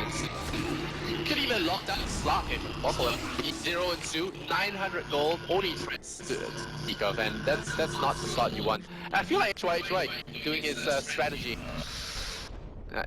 Sitting there giving orders to team. Oh, you tried really hard for that, bro. Doing his strategy. I didn't notice. Yeah, no, I mean, he's doing his strategy, you know, just staying in trees there, talking.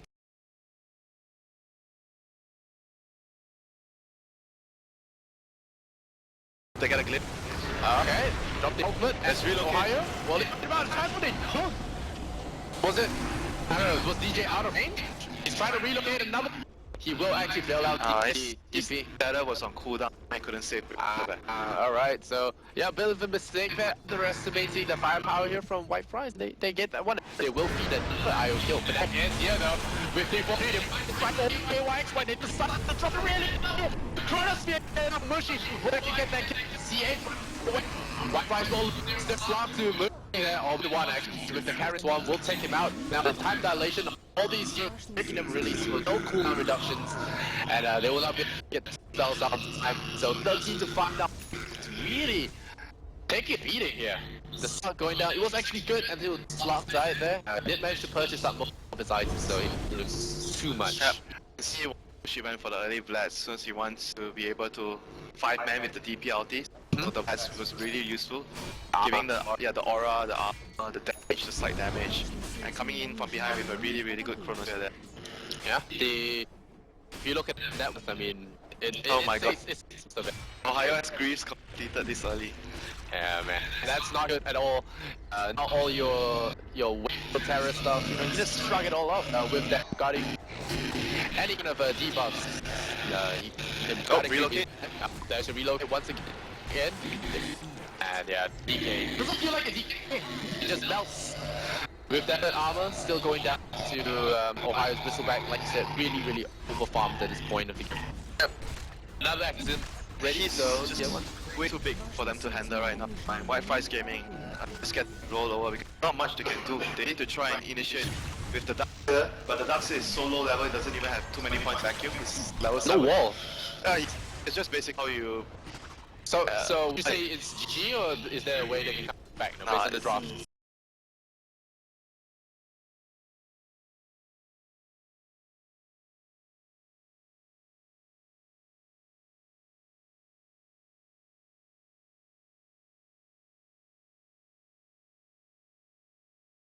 Everything is there for And I mean, if you your early game handy and you have support nicks, the support is gonna have a really good time.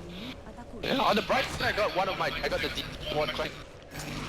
Pelosi has the most D1s by 15 minutes. That was random. The Chrono. The Chronos. HY as well. He's gonna be trapped in there. He's pretty mad about that. Double silence. Well, no, we know comes initiative coming out. They lose it. They lose the disruption. Second and 5. It almost looks split at this point. 28 on C8. Running away. Out the bloody rage creep. Balls coming from the west wall. Nice try. Yeah, let's try from DJ. Try to go for the play. This guy flashy. Gotta go with the dragon form, but I don't know. I'm sure we can 16 and 5 have rock heroes unless it slots suddenly gets a ultra kill. Maybe it's gonna be tough. Yeah, and that doesn't really excel when you full time that bad, especially for the Dark. Like, the game SG at the very least good. I'm not asking for a early game, but what happened is just 2 deductions. They have 2 points in vacuum right now. They have to try and kill into the static stone killing. It's very difficult. I think that's the only way they can come back into the game. Alright, they got smoke coming in. Is there gonna be next? Pull back Ohio maybe. Oh, silence! Oh, heroes! And now mid one take a back step here. Oh my god. Reason. Stand. That was a huge silence. Could have been right. It could have been glimpse. I think they were looking for it. But now the put of the done for Ohio. Magical damage. It's gonna be like immortal and team fights with IO behind him. The worst part is the Quills will make sure caught there by the side. 4-3. Gotta do a lot of damage. 3-4-3. Just being a mess right now. Wilson really unable to deal with the pressure. Gonna be pest. Chinese called Nick stats in the and it's like that, really resilient hot guy and very annoying. He looks like a cockroach too. Yeah, he looks like a cockroach. Well, very spiky car. It might just look like these. I'm moving out of Singapore. But yeah, this arcade booth. Nothing too much. And we don't have runes. One of the best runes for profit. Yeah, for long cooldown, ultimate's pretty much it's kind of double damage for Dalcard. That's right. So it's really strong. Everyone, he's gonna be enjoying this boost.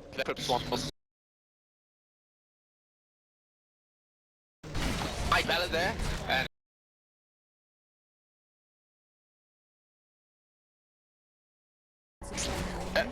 put back your wall, HY, gotta get yourself a tomb of knowledge here. Oh, what a storm in the first game. Man, oh, yeah, Mushy looking for it. He's got 3-man. Oh no, looking for it. That's a 2-man. That's the ball caught out of the bench. The bailout here by caught in that bubble. Mushy, oh, that man, overconfidence. It's the play here. Mushy will get brought down inside the radiant base and hit by HY. By Sun that he can't get it. No, CA trying to swap. Great for a while, not enough. Slot now going in, looking for an easy kill. We'll look for GJ. They swap back. They will get that tag now with that bench attack.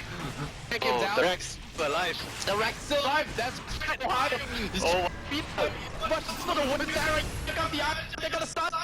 It's my choice. Just hard to pull back right now. Not where's my back? It's the Rex. Mid one is 6.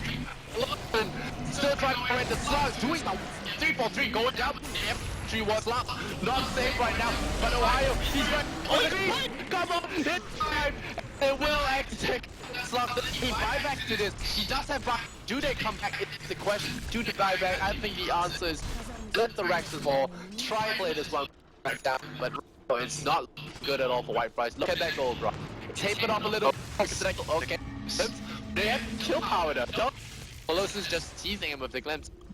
wow, that buyback, even though he got a sandbag, the glitch, but he actually made even just enough to make a difference to how to live. He came with a tap heal. Yeah, and then he got glimpse back. That heal he just the amount that Ohio needed to survive, and he's punched from the curb. Oh my god, and then the green came off cooldown. That's why you upgraded because of the shorter cooldown. Oh, shorter cooldown. Oh yeah, Arcade is 50. No, the Mac is a 1 minute. Okay. Grease 40 seconds. Nice. So, Ohio to go into the rush, collecting something. And now in for that rush. He does have refused to play.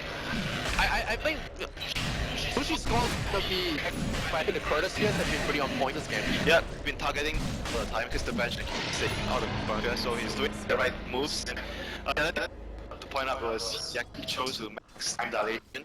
We see that as much recent recent buffs on time lock where you get more damage. But this game is so good against those heroes, like especially. Those low cooldowns, you know, it really makes a Weaver as well. He can hit with Invoker, messes up Invoker really bad. But abduction, some players, I mean, has voiced a because of how annoying it, how it's like big sticky palm, you know, it's like sticky napalm, so annoying to play. And it's got a huge AoE. Mushy can just walk the fight, just use it this now. They're gonna try and set up on the slot with reload. Yeah. They're gonna relocate to Bristol soon. They got it. They got him. Oh. Mushy just close. A little bit slow. Yeah. And they even use the scan to make sure that the slug. They use the scan on the right side of the map. Yeah. So bottom lane, they saw relocate, so they're gonna go on the Bristol now. They're gonna glimpse some. The catch in that not enough. They will they get a way and try to pick down mid. They pick down mid. That down. They will get the wisp. What is happening for that? Keep your act together, Ohio. Just have to enough focusing. What doing a great job just isolating the but no, he gets caught out. Ohio. Now he's going in, he's just going ham the raid bomb. Don't know, gun shell, is it gonna be enough? Oh no, Ohio! He just right now. What moves the DK? Step back, step back. Time dilation, I'm 8 for a large iron shells. Not enough, the lows more poured out. CH, does he have a... No, he doesn't have a TP. He's just trying to tank his way through that, please. Please. Me alone. I'm just a support. Stun him. They stun him off, but he's Gouda. Nasty stuff from high. We'll kill bench as well. Nothing he can do. Triple kill for him. And Mendes off later is doing work. Oh, they made the right play. They avoid at top, so they decided to go bottom. They used real, okay? But they managed to walk down. I mean, they were fucked behind, honestly, but it was like play. Try to run away, but he'll run down as well. And I'm surprised the GG call came out. Right? I mean, that's not much surprise to do. They're just too far behind after the base. The IO was Bristleback. Good game. IO Bristleback is way too much in the pace, way too much. Yeah, much of a little bit back. Oh, even a bash to make up. And two predictions, right? He won the number of ancients can stack. No ancients for stacks, so I was right. 0 to 5. Wait, Slug wasn't the hero at least. Yeah, it was the mid one. He only got one. Yeah, obviously because they're losing. Yeah, they're losing. So yeah, once again, I did get two predictions right, so I might be on the Props, you do it. Yeah, man. Yeah, but.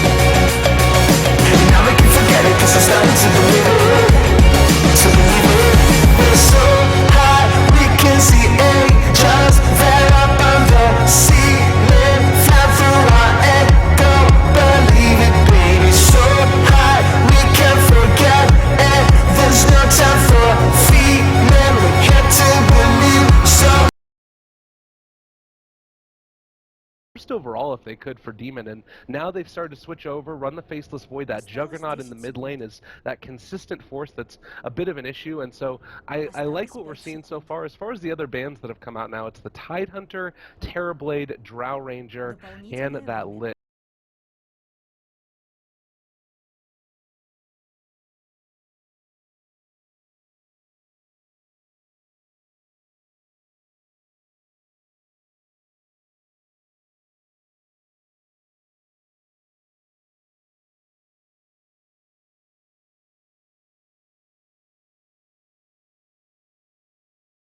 Mid heroes, the Clinks, the Juggernaut, even the Phantom Lancer back 6 months ago, no one really knew where that came from or what was going on with it. But QQ came in and he's done an exceptional job, but for the safe lane hero for Raven, he's always loved his Ember Spirits, these kind of mobile, annoying heroes that can get up in the face of opponents, while Doombringer for the Mongols is the third pick for them. It's going to allow them, obviously, that kind of artificial gold boost through the Devour, getting that gold into him, but whether you run it as the 4-roll here, which obviously is probably the safer option, or the off-laner to try and maybe mitigate how much TNC get from their safe lane is going to be the interesting factor. Yeah, I'm kind of curious to see that as well. It seems like it's a good answer to the Faceless Void. Sometimes we've seen that, you know, picking up a Shadow Blade and then being able to get that initiation. So I'd like to see TNC maybe go for a pick that allows them to get a little bit of a vision advantage. Not sure what that would look like as of yet. I mean, the Beastmaster already banned out very early. Maybe they go back for something like a Night Stalker, but it would really behoove either side, because when you get those two, you know, big ultimates that are coming around, TNC have tended to choose heroes that fight around that chronosphere pretty effectively. So as for now, it's just going to be the Lion, some more forms of initiation.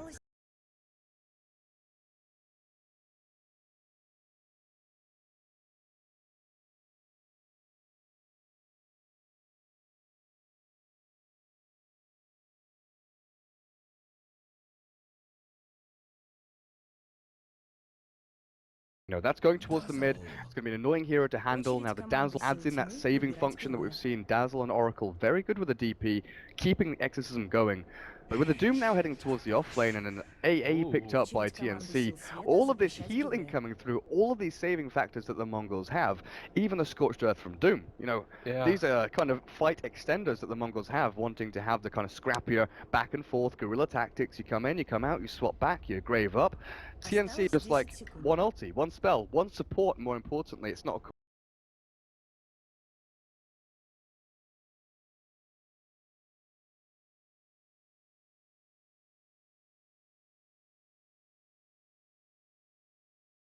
all these heroes already, you know, Death Prophet trying to get the heals. You think about building into the Octarine Correlator, and one of the great parts is being able to heal up from it, obviously, the Exorcism. Now, with the Faceless Void being able to just drop that down and an easy setup for the AA, I really like their chances. And it does make me think, you know, they've been running the Cuckoo Juggernaut mid, but I do really like that Invoker pick now. The global range potential, if you just have even a Lion setting up on somebody, you've got a tremendous amount of burst damage that can come out rather rapidly. So I would love to see that pick. We'll see if the Mongols are a little bit worried about it as well.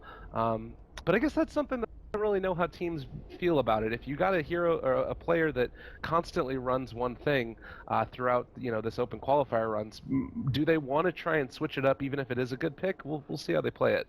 But the 5th bans, this is pretty important for both teams. You know, the final heroes coming out, likely going to be both safe lane heroes here for them. Of course, like I mentioned before, the Ember Spirit for Raven is incredibly strong. The Queen of Pain, though, interesting. And out there, I guess you add in the Finger of Death, the Ice Blast, and then a Sonic Wave. That hero can just like insta-wipe an entire team here if they get the right, you know, the right initiation from a Chrono is all they need to just be like, right, fight done, game's over, tier 1 towers, tier 2 towers are all done for. While the Naga Siren is going to be that tempo slower that TNC don't want to deal with. Followed through with the Alchemist, so not only picked the AA, but they've also picked the Alchemist who could have suffered against it. I love this pick right here. You look at the way that I mean, of course, Doom is still going to be an issue. That's something that you're not really going to be able to get around. But you do have this great answer if you're able to, if they can't punish this early.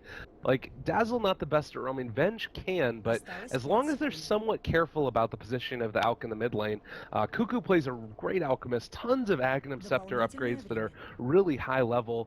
All around, I'm loving it. This should be a good one. Well, final pick, the most important one here for the Mongols, is a safe lane hero. I mean, Huskar? Oh my god. What are you doing? You've picked Huskar into a Juggernaut AA Alchemist lineup. Now, we talk about tempo and like setting the pace of the game a lot. It is very important in this meta to get up and running, get your primary items. A lot of teams like 5-manning into tier 1s to get that ball rolling and actually move themselves forward. But it is even more important for the Mongols to get things started early here with the Huskar. Against the AA, sure, Ancient Apparition can struggle getting to level 6, can struggle actually getting to that Ice Blast timing. So if Mongols are fast enough, if they can go and take tier 1s and actually build up the pace of this game quick enough, get the Huskar, his armlet, his Helm of the Dominator, probably look towards a BKB this game against the Hex and the Ice Blast, of course. They not just want to, but have to win this game. This isn't a Mongols team that can come back from a deficit. Against a Jugger and an Alchemist, you do not want to give them a lead. Laning stage here is imperative for the Mongols to win, but not just win, but win hard. They have to dominate the laning stage here. Well, we've got a couple of predictions here. We'll close in a second, but quick thoughts. Number of Blink Daggers purchased by the 25-minute mark. I think the game's going to be over by the 25-minute mark. At least decided, probably. I mean, heroes that buy Blink in this game, Juggernaut and Void, and I guess Lion. So Lion and Void may be the two, so I guess two as number of Blinks purchased by 25 minutes. All right, yeah, number of deaths. Player deaths at the end of the game. It might be a high one. Let's say 40. We'll go for that. Tower be denied, yes. And players with most D wards, we'll go for player with the most D wards by 15 minutes. TNC, they tend to move out quickly. They TP to a lane and try and get set up. I agree. Like, I underestimated Demon in the previous series of TNC, and I said that AU would have more wards out, but it looks like Demon has been kind of the ward bitch. He's been given that role while AU does get a lot more farm. But in this game, there's an interesting kind of dynamic here between AA and Lion, right? AA is very level dependent, needs to get to the level 6, while Lion is more item dependent, wants to get to that Blink Dagger.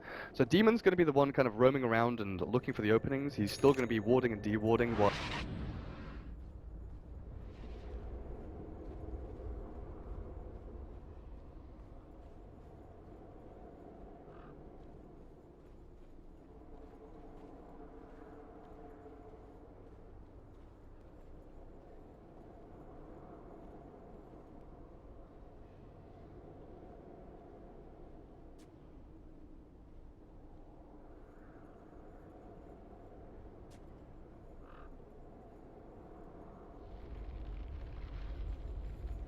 In the meantime, yeah, no one's died, Lyrical. We're fine. Everything is everything is wonderful.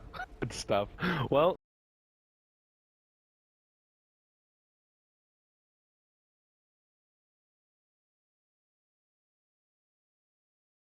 It's going to get taken down. I don't even think they actually saw it, so kind of an interesting look.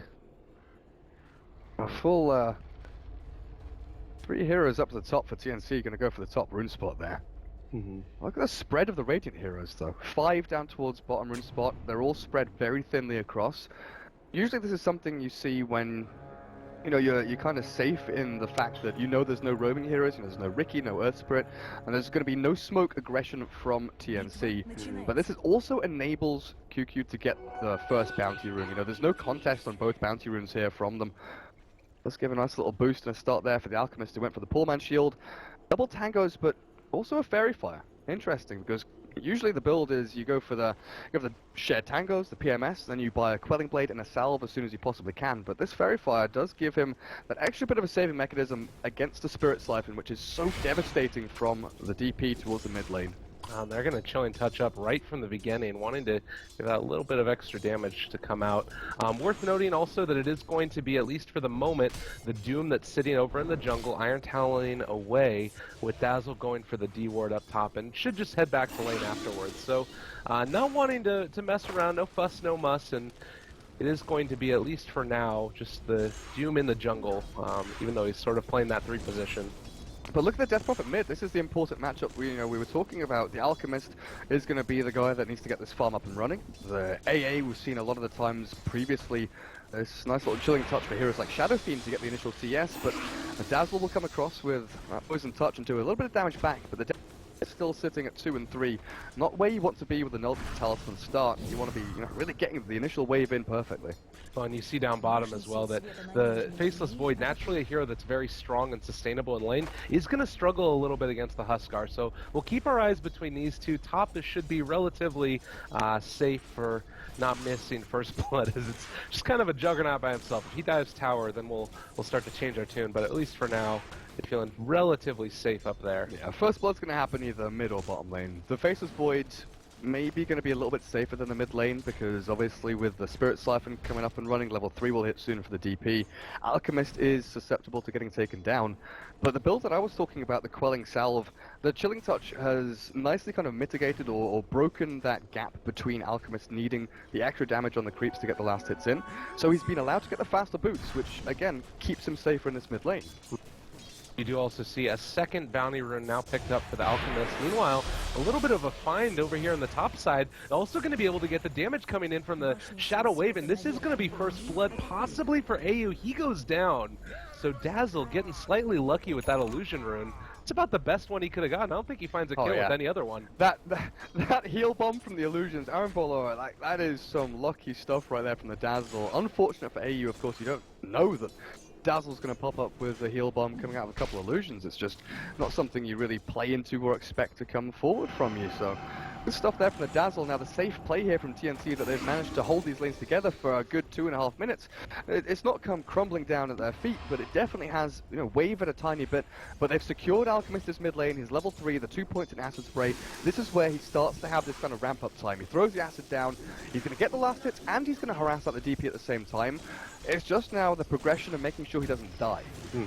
Well, and we talked about this. This is the lane that, and the game really, where Mongols has to be aggressive. They can't sort of rest on their laurels. They really need to keep this pressure up, and haven't fallen behind at all. But worth noting, we've left this lane completely alone. Raven is finally going to be somewhat hampered as the Doom is going to rotate in towards this top side. Already level 4, and how dangerous is this Doom in this lane now? Does the Lion have to worry about getting killed off potentially? Lion can get chipped away at. I don't think Demon is scared of dying.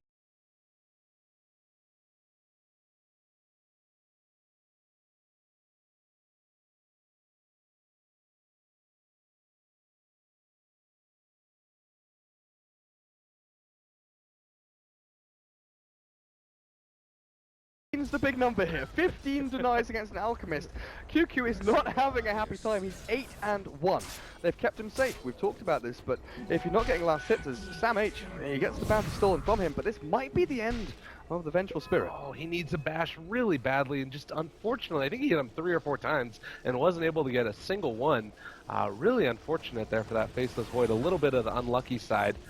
Yeah, you're mentioning it. I mean, 15 denies on this Alchemist. It's worth noting he still has been able to get a decent chunk of gold, and it's not all lost. A couple of those bounty runes, and he's going to be starting. I mean, it's not the best. It's an Alch. He's going to get gold from somewhere, but they're stacking up the jungle for him at least a little bit just to try and build up that bank for the next 5-6 minutes for him. Top lane going to be able to go now onto this Doom, and with the spin as well as the Earth Spike, they're going to be able to find that kill. So yeah, that's why Demon's never really scared of that lane, just because the spin is so much damage back onto the Doombringer there. That's actually a nice chunk of gold going their way, about a 500 gold swing off of the 1 kill.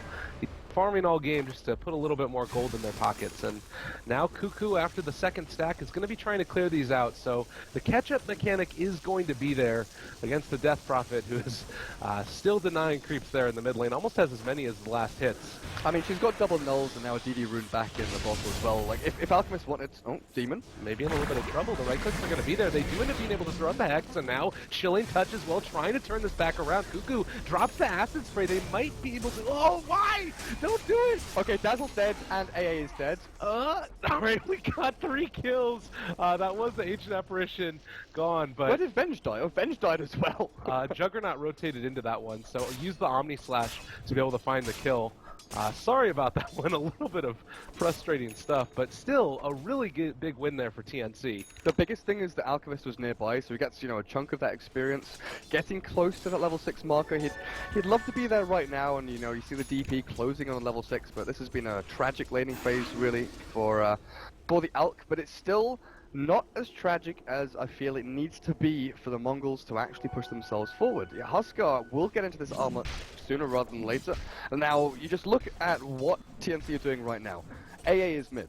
This is absolutely key. It's a pivotal point in the game in the next, well, let's give it the time marker. 9 to 10 minutes is when Huskar is going to have his armor, he's going to be pushing tier 1s, they're going to be looking for fights, and they'll have the Grave behind him to save him. So if the AA can get Ice Blast by 9 minutes, TNC are in a good spot to defend tier 1 towers, and then by doing so you limit how much gold not only the Huskar gets, but you look at the Dazzle and Avenge, they're relatively poor. They need gold, they need to progress in items, and that's where supports get their items from, or their gold from, is from killing off towers. Well, and I'm looking at this, even though you do have Mongols doing everything right that they can to deal with this Alchemist, I remember pro players just talking about the Ancient Apparition when they're playing Huskar and the fear it puts in your mind. You're never really safe as the Huskar with that chilling, the AA blast that can come through. It's such a scary spot. But they are going to wrap around now. We do have the Dazzle as well as the Death Prophet looking to see if they can mess with Cuckoo slightly. Oh, he's not level 6 yet. And he might be in some trouble. No Spirit Siphon? Okay. Oh.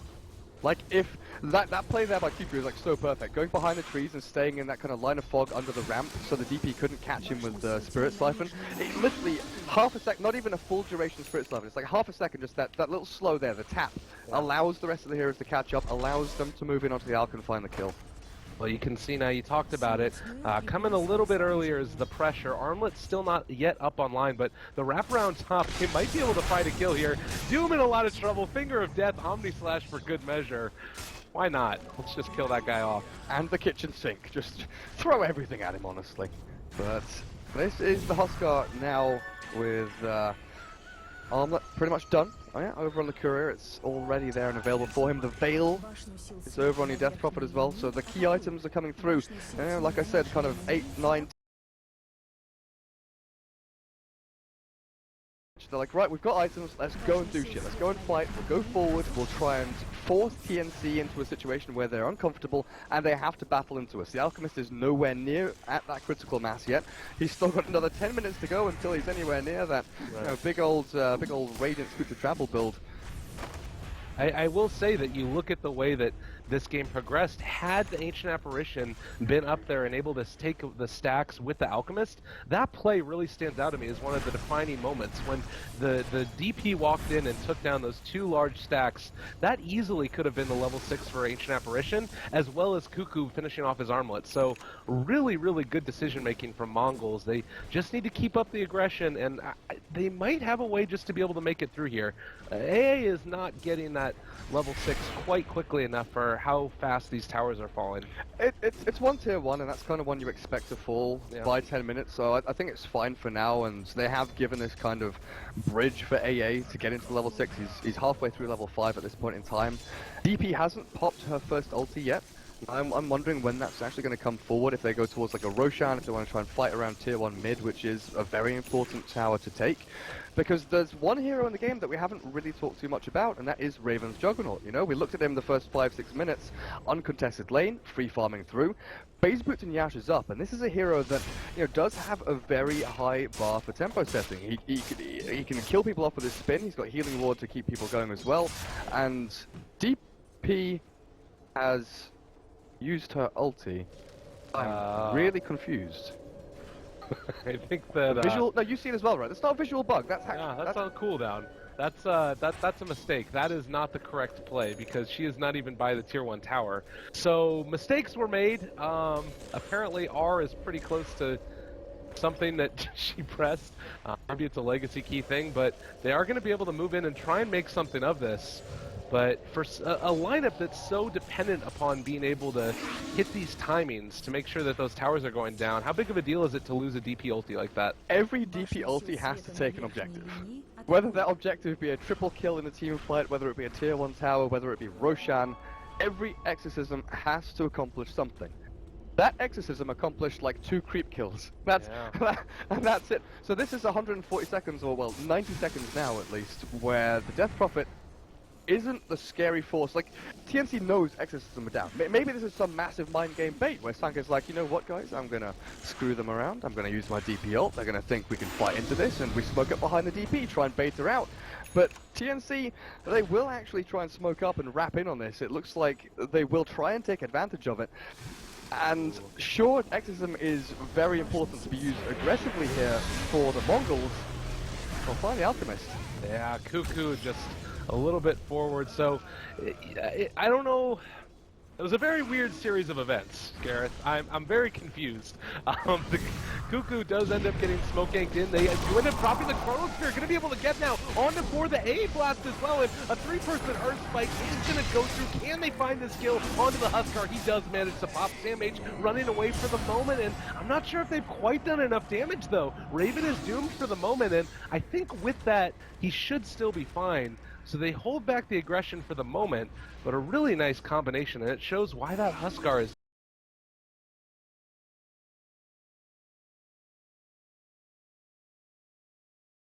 or get him low during the Chronosphere. The Dazzle could come back with a nice little grave, so focusing Dazzle, perfect from TNC there. Then move on to the Huskar. Unfortunate for them that Juggernaut was doomed and couldn't continue back onto the supports like the Vengeful Spirit who dropped low. But like you mentioned, that Ice Blast on top of the Chrono, the combo was good. Sad that the Alchemist couldn't be there because he's not even level 8 yet at 12.5 minutes, and he did die back over in the dire jungle.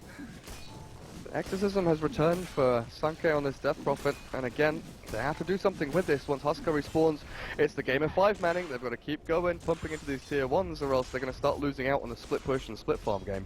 Well, and it's such a scary proposition as well, because you want to be able to make that move happen consistently, but they really have to do it when Chronosphere is down, so they are going to be trying to go for the push here into the mid lane. Dazzle is still there with the weave as well. But Alchemist, one of the best at just holding back those creeps. Acid spray down and should be able to pull it past.